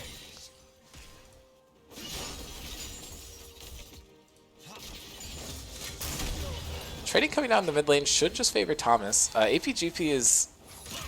It's a bit interesting. He hasn't built a lot of AP yet.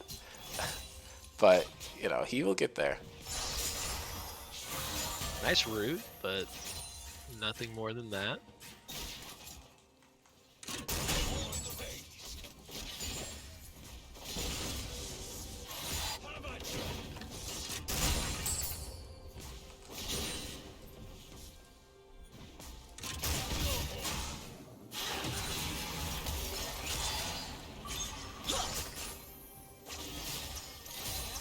Lots of trading, but Night not a lot harvest. actually happening Yeah. here. But yeah, Malphite completing the item is actually really huge here. Rod of Ages on the Sylas as well. Pretty good amount of time in which you got your Rod of Ages, 11 minutes, so gonna be stacking that up rather quickly. Once that gets completed and Sylas gets on like his second item, I think he swings that Malphite, or the matchup against Malphite back pretty heavily, but just really has to respect Malphite's burst at all points of the game. Exactly, yeah. It's all about if the Malphite is able to one-shot the Sylas before the Sylas can one-shot the Malphite. It's a bit different than if Malphite is going tank, where it's a more one-sided matchup, but... I will say, Malphite with a 2-level advantage is kind of disgusting in this matchup. Like, Sylas is a champion that needs levels, and being behind in that way is almost more powerful than being behind in farm right now, because he has also got 30 farm. Yeah, I mean, I really do respect Blake's ability to play this game. Oh, he cancels He's the playing E! something funny. Akshan is getting out here. Barely there. Well played by Graves to cancel the Akshan E, so he was forced to use his flash. Yeah, I mean, Mike is a absolute demon. He knows how to play basically every jungler. I Oh, really we haven't got a met one who flank doesn't know on how to do. Garrett has walked behind them somehow. I don't know how he got in that position. Yeah, does Will have the ultimate available? He does. He's going But to he's burn it. grounded. I'm not sure if it's enough. The Blade Color is going to go 1-for-1. Okay, good job going 1-for-1 there, but The Rift Herald did get a charge off, so that is some gold influx to Nutbusters, who are already about 2k ahead. And Joey is now just ghosting in here. Actually just walks past the Morgana, so she's not able to hit the binding. But yeah, he just gets it. oh, this might be a dead Sylas. Malphite does have the ulti. If he's able to just combo it up, he could go for it, but it's a little bit risky. Blake is definitely going to want to play it out so that it's a for sure kill, or he doesn't go for it. The risk It is was just the too high. Witchbane first on GP, as you predicted. That has come through. Yeah. You know, Gunblade second for sure. If only. Yeah, the second dragon is going over. It's going to be a Cloud Soul, which is very good for meta busters, especially since they already have the advantage. This top fight this is a bit actually an angle for interesting, Cam, maybe, but doesn't want to keep going. Yeah, Blake should just be able to hit Q and then run away. That speed boost is going to get a lot done for him. Turret plating will soon fall.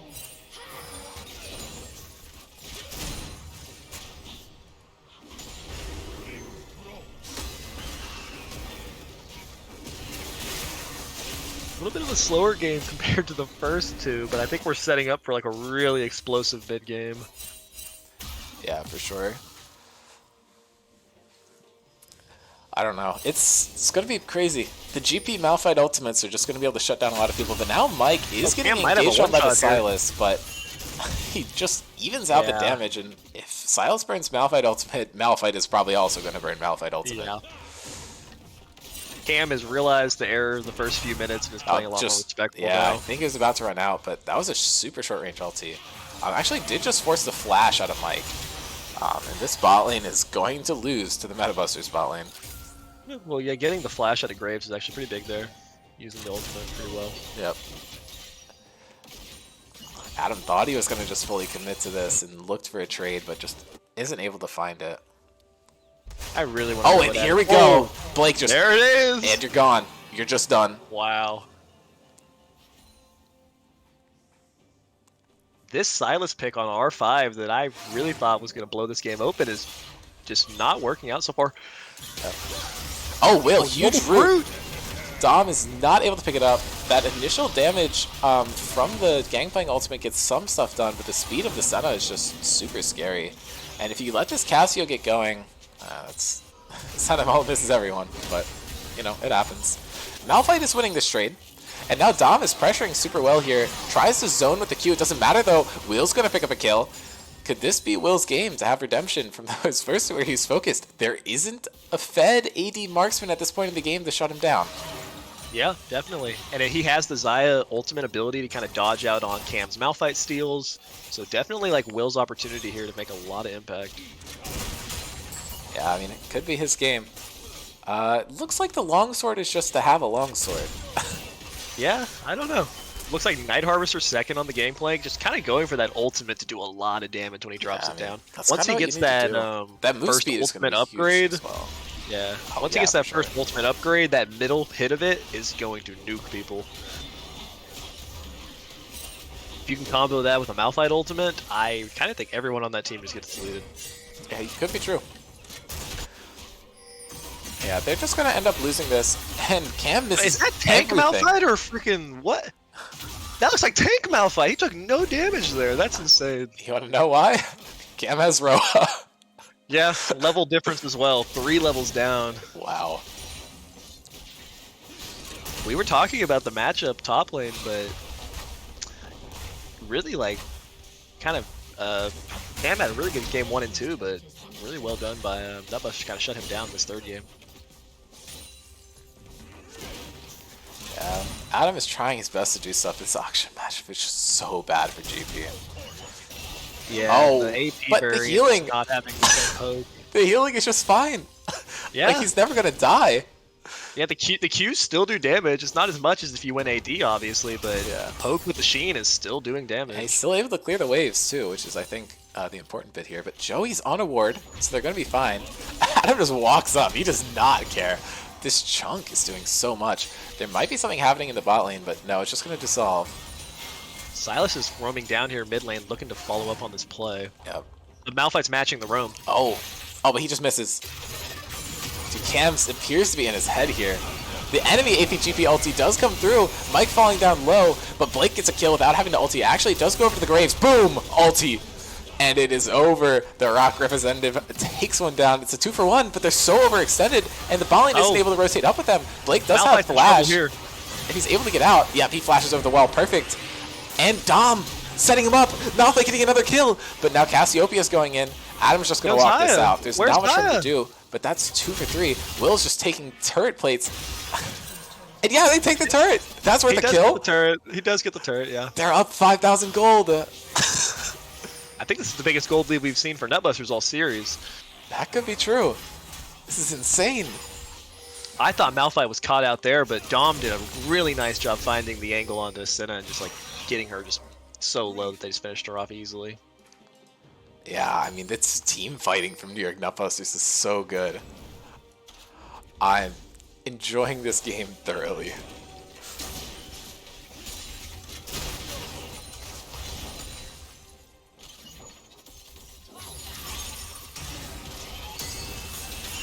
They are just going to be able to take mid turret.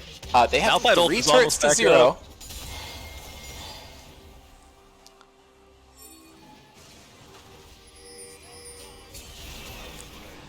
Thomas is looking for something. Malphite is caught out. He does have the ultimate to get out, but there's no shot he wants to do it. He's able to just hit Q, and he becomes so fast. Cloud is being picked up here. I don't think they have any way to contest it. GP is just up there in the top lane. There could be a fight here, but Blake knows how to play careful. He is sitting on a 650 gold shutdown, so he can't be too greedy with it. But now Malphite's looking for a play. He sees the possible angle. Graves going in. Are they going to clump up? The GP ult comes down. Gets some damage. Not quite able to fall. Well, Cam's staying a little close here. Malphite might send it. Not quite. Night Harvester complete on the gangplank as well at this point. No, you gotta be careful here, man. Double Night Harvester here is crazy. No, you gotta be careful here, man. Whoa! Blake just taking so much damage from tower, but they're going to take the tower. And Blake has the ult, he's holding it though. His team does get hit by the enemy Malphite ultimate. And Will might just be able to shred this down. But then Cassiopeia is showing up. He turns away, doesn't get hit by the stun. And yep, it looks Blake like Udyr was taking a turret in that on the play. side. Yeah, Blake was just holding it. Really doesn't that want was to give well him the played by shutdown. Cam there, though. Cam got himself a good play there. Big two-man ultimate. Gets them a kill onto Dominic. I think while we have a quick pause in the action here, it's worth repeating, like, this is insane. We have the last place team here, giving it to the second place team currently in a game 3 with a chance to deny them that second place. This is absolutely huge. Yeah, I think this might just be one of those mental fortitude things. Losing a game like that second one when you thought you had such a lead might just be a little tilting. I'm going to be honest. They are able to take this mid tower. I mean, mental fortitude on both. I mean, the Nutbusters as well to kind of come back after that game 1 and provide 2 really good games here. Right. I mean, and honestly, just stay present throughout that entire second game. I mean, when they're playing for nothing but pride, it would definitely be easy to kind of... Oh, wow. What are we looking for here? That is yeah, insane. that's a kill. Oh man, Cassiopeia is getting pretty close to that Seraph's Embrace. Getting that extra shielding will definitely help her out to kind of survive some of this one shot. But when Malphite is 7-1 right now, I don't know if it matters what you build. His damage is going to come through. Yeah, I'm with you there. This is a rough one. It's hard to really itemize against what they're doing because it's just kill you. And if you start building tank on some of these champions, it's rough. But Mike actually does get caught out there. He's gonna just die. Dom and Blake are all here. He's just trying to provide pressure. That root is huge, but Blake's just going to be able to run away. That's a 2 for 0 for the Metabusters. That puts him in a pretty good position. But GP is coming on the flank. He has a barrel in there. Oh, he's dead. There's no way Joey gets out of here. And a chain is going to kill him. But now they're going in onto the GP, but the GP has so much healing. And Blake is here, does not yet have ultimate, but they're going to get this. And Adam, perfect timing on the barrel GD, it's 2! APGP still does damage. Does he have the healing? He does not have the healing, so shutdown goes over to the Silas. He's getting back into it. Yeah, that was a really big shutdown onto Silas. I think right currently Silas doesn't have the ability to take the Malphite ultimate. That's probably still on cooldown. If he had that, I think that fight would have went even better for Metabusters, but doing a good job, even though they did end up losing 3, doing a good job of kind of finding windows where they can punish, getting some kills back. And if they can ever collect this Malphite shutdown onto a critical carry, I'd say they're right back in it. Yeah, I mean, that's a really good call out there. If Silas does not have the ability to take Malphite ulti, he does have to choose a correct one to help him out. I don't think Gangplank is a terrible idea, and as we mentioned, all of them are somewhat okay, but he doesn't have like a huge plethora of ultimates to choose from that are all like strictly good. Yeah, now that he went for the Zanyas, taking the Morgana one, kind of do the Morgana classic combo of ultimate into Zanyas, it's pretty huge. But I'm kind of curious what he's building third. He currently has some MR, and you don't typically see Silas going for tankier items. So could be the Abyssal Mask.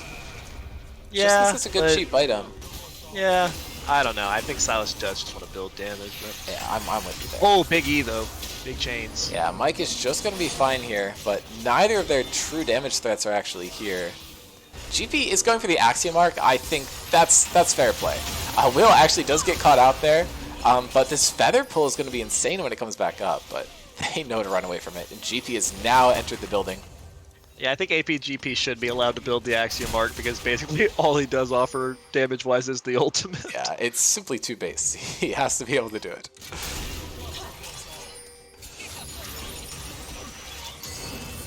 This team fight's going to be massive if they opt in to take it as Metabusters, but currently backing on the Cassiopeia.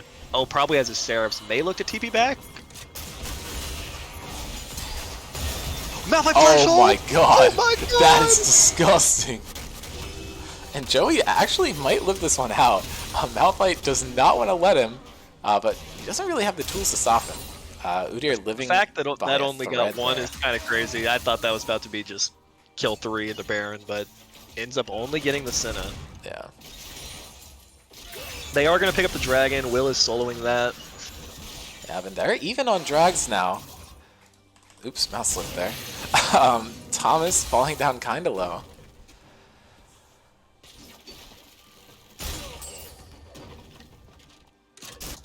Yeah, Adam is just clearing these minions like it's nothing. Sheen is just such a good item on Gangplank. He picked up the Dark Seal now, by the way. Mike is in this bush. They don't know. Malphite does not have the cooldown on his ultimate, and Mike's now a bit in trouble. They're maybe just trying to bait out the Malphite timer, but Adam's here. Barrel chain over the wall does not hit anyone. The Ghostblade coming out from Graves. They might want to fight this. They have everyone except Xayah. Split push Xayah this game. Looking a bit interesting. Gonna try and zoom out and see what's happening here. Everyone's looking for the I don't know flank, who's but... hunting who right now. That was just quick. On. Pulls the trigger immediately and sent us down. Such a valuable member of this team. But now Adam may be getting caught out. He's waiting for the Ignite to expire so he can eat the orange and heal back up. But yeah, Dominic is just going to die there. And Adam caught in such a bad position there. Wow. They're going to trade 1 for 2, but the side lane tower is worth basically 2 kills. I believe Silas might be able to pick him up on the backside of it though, but if Will plays this right, he could be fine. He now sees the Silas stealing Xayah ultimate, but it's so much better on the Xayah, but it does block the root. And I think Will's now in a bad spot. Does force out the flash. Silas does have the flash of his own, but he's just going to take it. Akshan is hunting though. I think he is going to be able to probably find the Xayah here. Oh no, not Will being killed by the roaming AD carry. Oh. Wait. Oh my god. Wow. There's no way. Oh, Udyr. Wait, Udyr? Smite? Oh, he's out! He got the back up. Smite was Malphite sees available. Akshan. That is Will crazy. got lucky there.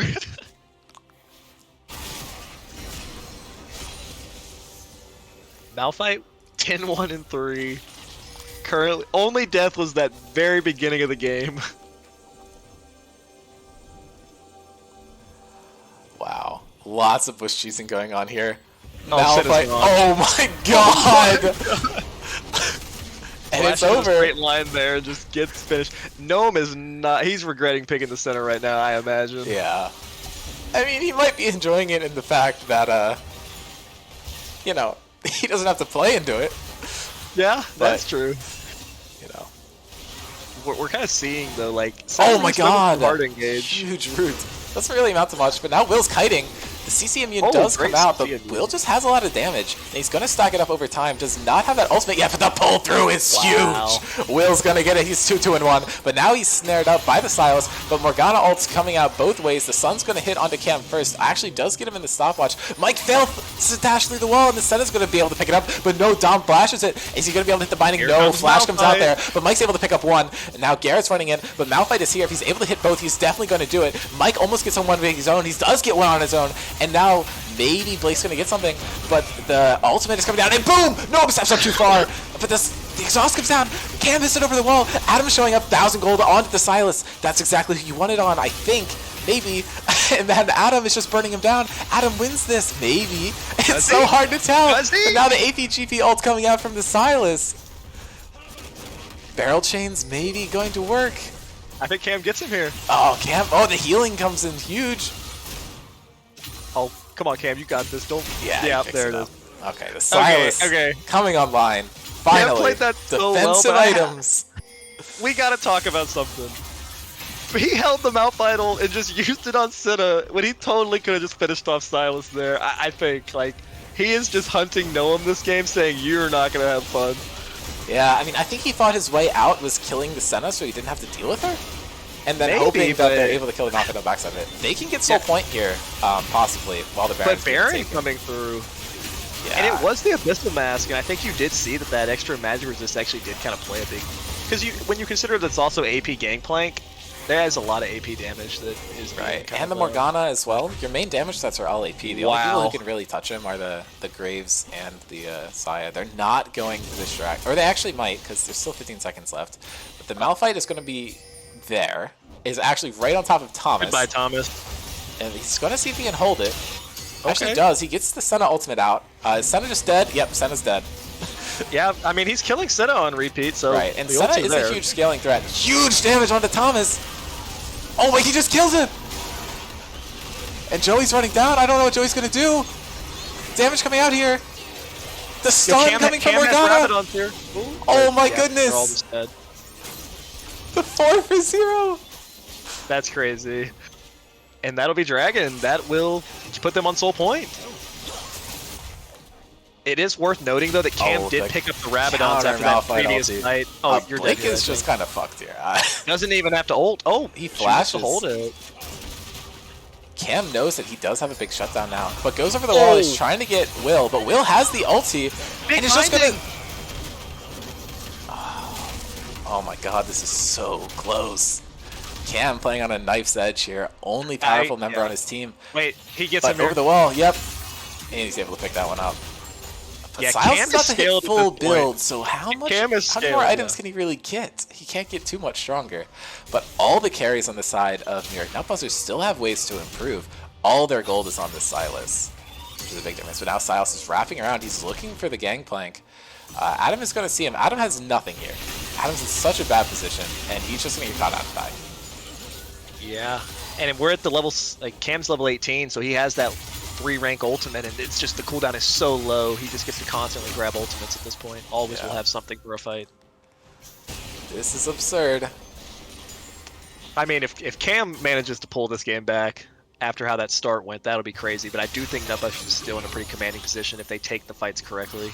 Yeah, I'm with you there. Sylas late game is going to be tough, and the Malphite scaling is not insane.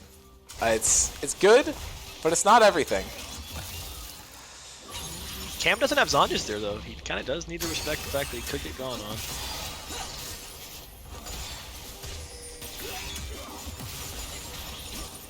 And they're looking to go in on him, maybe. He wants to ult Senna so bad. Blake is just looking for it. Yeah, well, ult it. Oh, follows it up. Good play there. And now there's actually damage on the Graves, but he's going to miss it. Sylas able to pick up the Malphite. And Thomas just taking these side lane towers. Yeah, you were talking about it. The Malphite ultimate is, I mean, he does damage still, but not as much as he was before. And when that Abyssal Mask comes through, he doesn't actually have the ability to one-shot Sylas at this point of the game. And Sylas just completed the Cosmic Drive. His ability haste is so disgusting now. I mean, he ain't getting any stronger, though. So the rest of his team is going to need to catch up to him. Cassio is obviously going to be a huge threat late game, but doesn't even have the 3 items yet. Really close, but not quite there. Will does have the 3 item spike plus the boost. He's going to be really strong here. But the Silas is who you need to mark on the map. If you don't know where Silas is, you're in big trouble, and we're actually going to see exactly why. It's going to come down. Adam does just have to flash. The slow would have caught him out. That's a flash for like a 16-second cooldown at this point of the game. I mean, the Silas ultimate is a nothing cooldown right now, so good job catching him out there.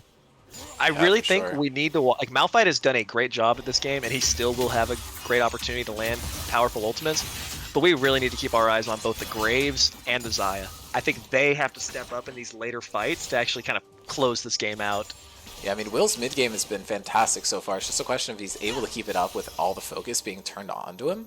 As he gets closer to full build, he's going to become a much bigger target for the other team. But it's a tough one. And these dragons, it is soul point available for the Nutbusters. If they're able to keep this up, they could be put in a really good position here. Xayah does have to ult there.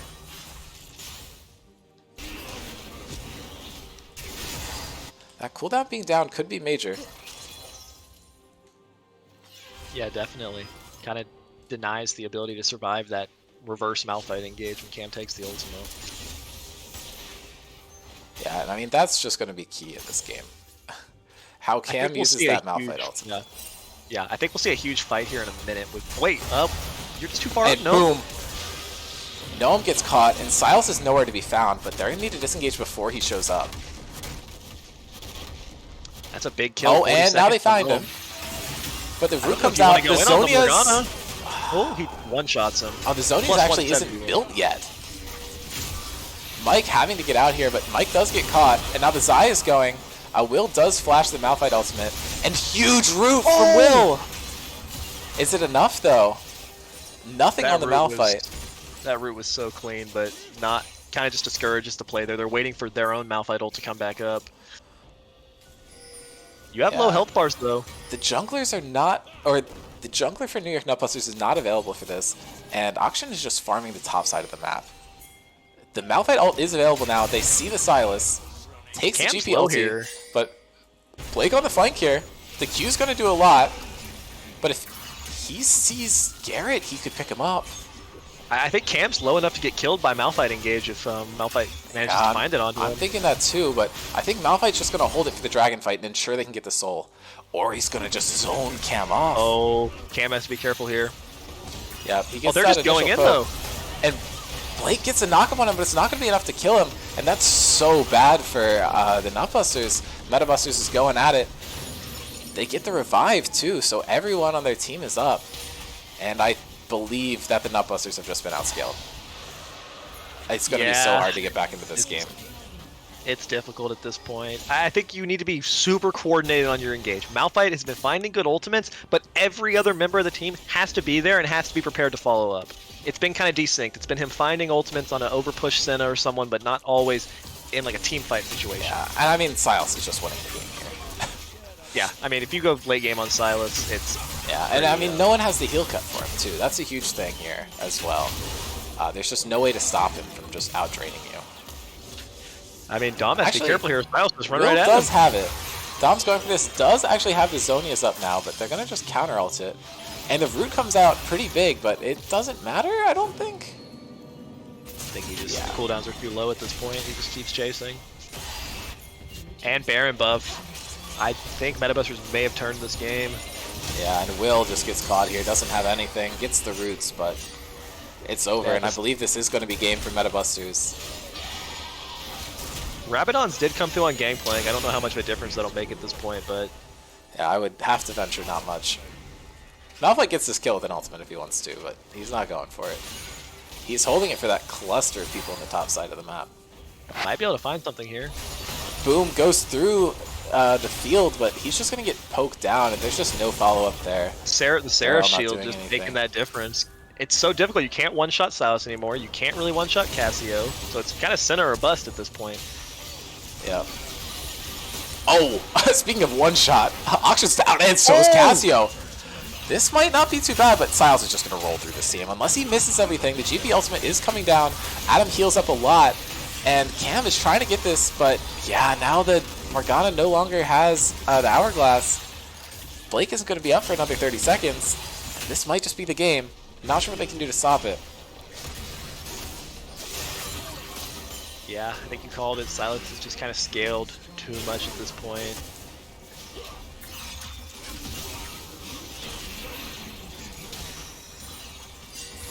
Malphite is up in 10 seconds with his ultimate, so I think they are going to back off. Respect the ability of them to kind of engage onto them once he's up.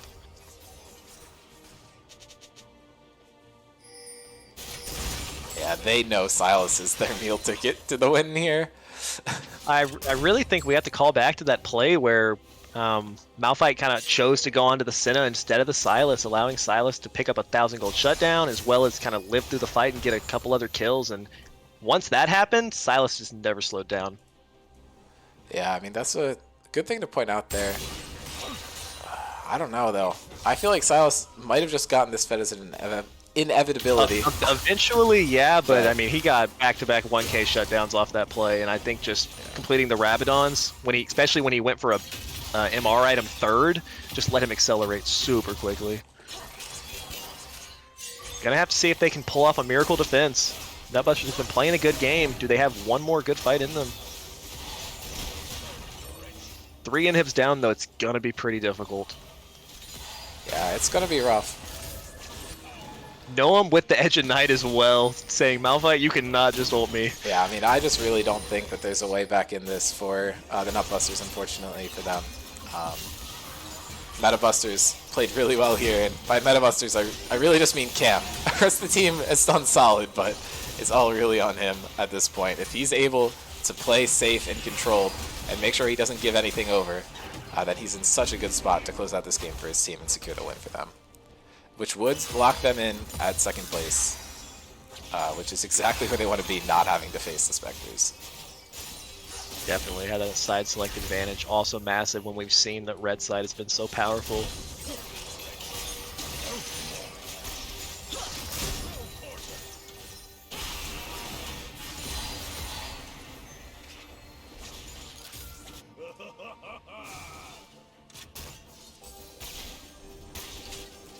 Are the semifinals best of 3 or 5? 3. Finals is the best of 5. Okay.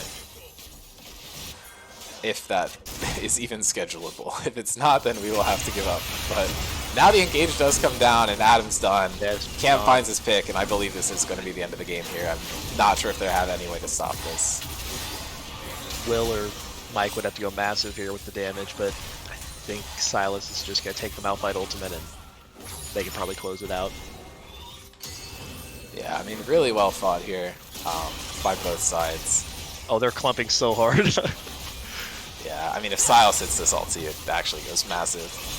He is a little bit low, so he kind of has... And here he goes, and he there gets 2, and he actually just one-shots him. It's so over. Metabusters closing it out. They made it look close, but this is just going to be the dub for Metabusters, closing it out in a 41-minute banger. This was a great series. Really well played to both teams. I mean, got everything we could want as a cast and a viewer, so credit to both teams, but I mean, Cam just put on a monster performance. I mean, we got to talk about, he had a terrible early game. There's no other way to put it. He had a really bad early game. That was rough. We thought it was just over. And then he put them on his back in the mid to late game and just, he wanted that second seed. He got it. Well played. Yeah. I mean, sucks for me, obviously, but Cam is definitely picking up the MVP in both of those games that they were able to win. I don't think anyone else is even in contest for that second game. The first one, you could maybe argue something, but that was just a ridiculous performance by him. Silas hands down. And if you told me that at 10 minutes into the game, I wouldn't have believed you. But yeah, I mean, definitely not. He scaled and played really well in those later fights. Didn't give up a death past like 20 minutes, I don't even think. Yeah, that R5 pick was so good. Our standings are actually completely symmetrical. We have 9119 on the sides, and then 7337, and then 6446. Works out very nicely there. But definitely. Yeah, I mean, let's get Cam in here and see what's going on. But let's see. Will apologizing for not being able to clutch the seed for me. I really do appreciate that from him. They gave it their best shot. That was a complete banger. Hello, Cam. Hi. 2 MVPs for that series. You put your team on your back in that last one. It was just doomed all across the map. Silas Scales gets full items. Your build, Brewer was not on board with it, but it ended up working out super well. What? You don't like the Abyssal Mask? I was a doubter, but I'm not a doubter anymore. I think the You can Abyssal say Mask that is the again. only thing that stopped me from getting one shot. Yeah, I it completely came agree through. with you. But Once I realized how much damage Adam Morgana, like, okay, I died to Morgana, and I realized she did 2k damage to me in top river, and I was like, oh yeah, okay, I'm buying Abyssal Mask, and I bought the Negatron cloak. yeah, I mean, that was just an insane game. You did lock second seed for yourself there. You won't have to play Spectres until possibly finals. So congratulations once again. Spectres does have, I guess, 18 remaining hours at this point to choose their opponent for the next game. Is there a team that you're particularly excited to face out of Rift Sharks or MVP? I think I'm pretty excited to fight MVP. I think today they showed that they started finding their stride a little bit. Even though they weren't able to take it home, I do really think what they showed today was exciting. I think the change of Pooza's support and seeing like them able to flex top laners is really cool, and I want to see more of that. Yeah, I mean, I thought it was really exciting. We did see 2 different tops from them, and last season MVP did the role swap late in the season, and they absolutely smashed it after making that adaptation. So I'm wondering if that can happen again, or if this was a bit too late in the season and they don't have enough time to practice with it. We'll see. I have faith. I have faith. Let's not talk about the possible matchup between our 2 teams. Obviously, it would be very exciting. We traded 2 zeros back to back. So hopefully, if we do get to play each other, it goes to 3 games, and it's a pretty exciting one. But neither of those series were particularly interesting. I don't think it was pretty clean stomps coming out from both sides. Yeah, no so comment. if there was another Metabusters Rift Sharks, hoping for a complete banger. And Spectres, obviously, Brewer, I'm not going to ask you to leak what y'all are doing, but if you wanted to, like it's a. I mean, I think we could just call it here. Congratulations again on ending on a win. You played out of your mind today, Cam. I'm absolutely terrified. Hoping we can just dodge you all the way up the bracket, but we'll have to see. I think we could just call it here. It's been a really long day. Yippee! I'm so tired. Great games. Good night. All right, GG's everyone. Thanks for watching. Jeez. Peace.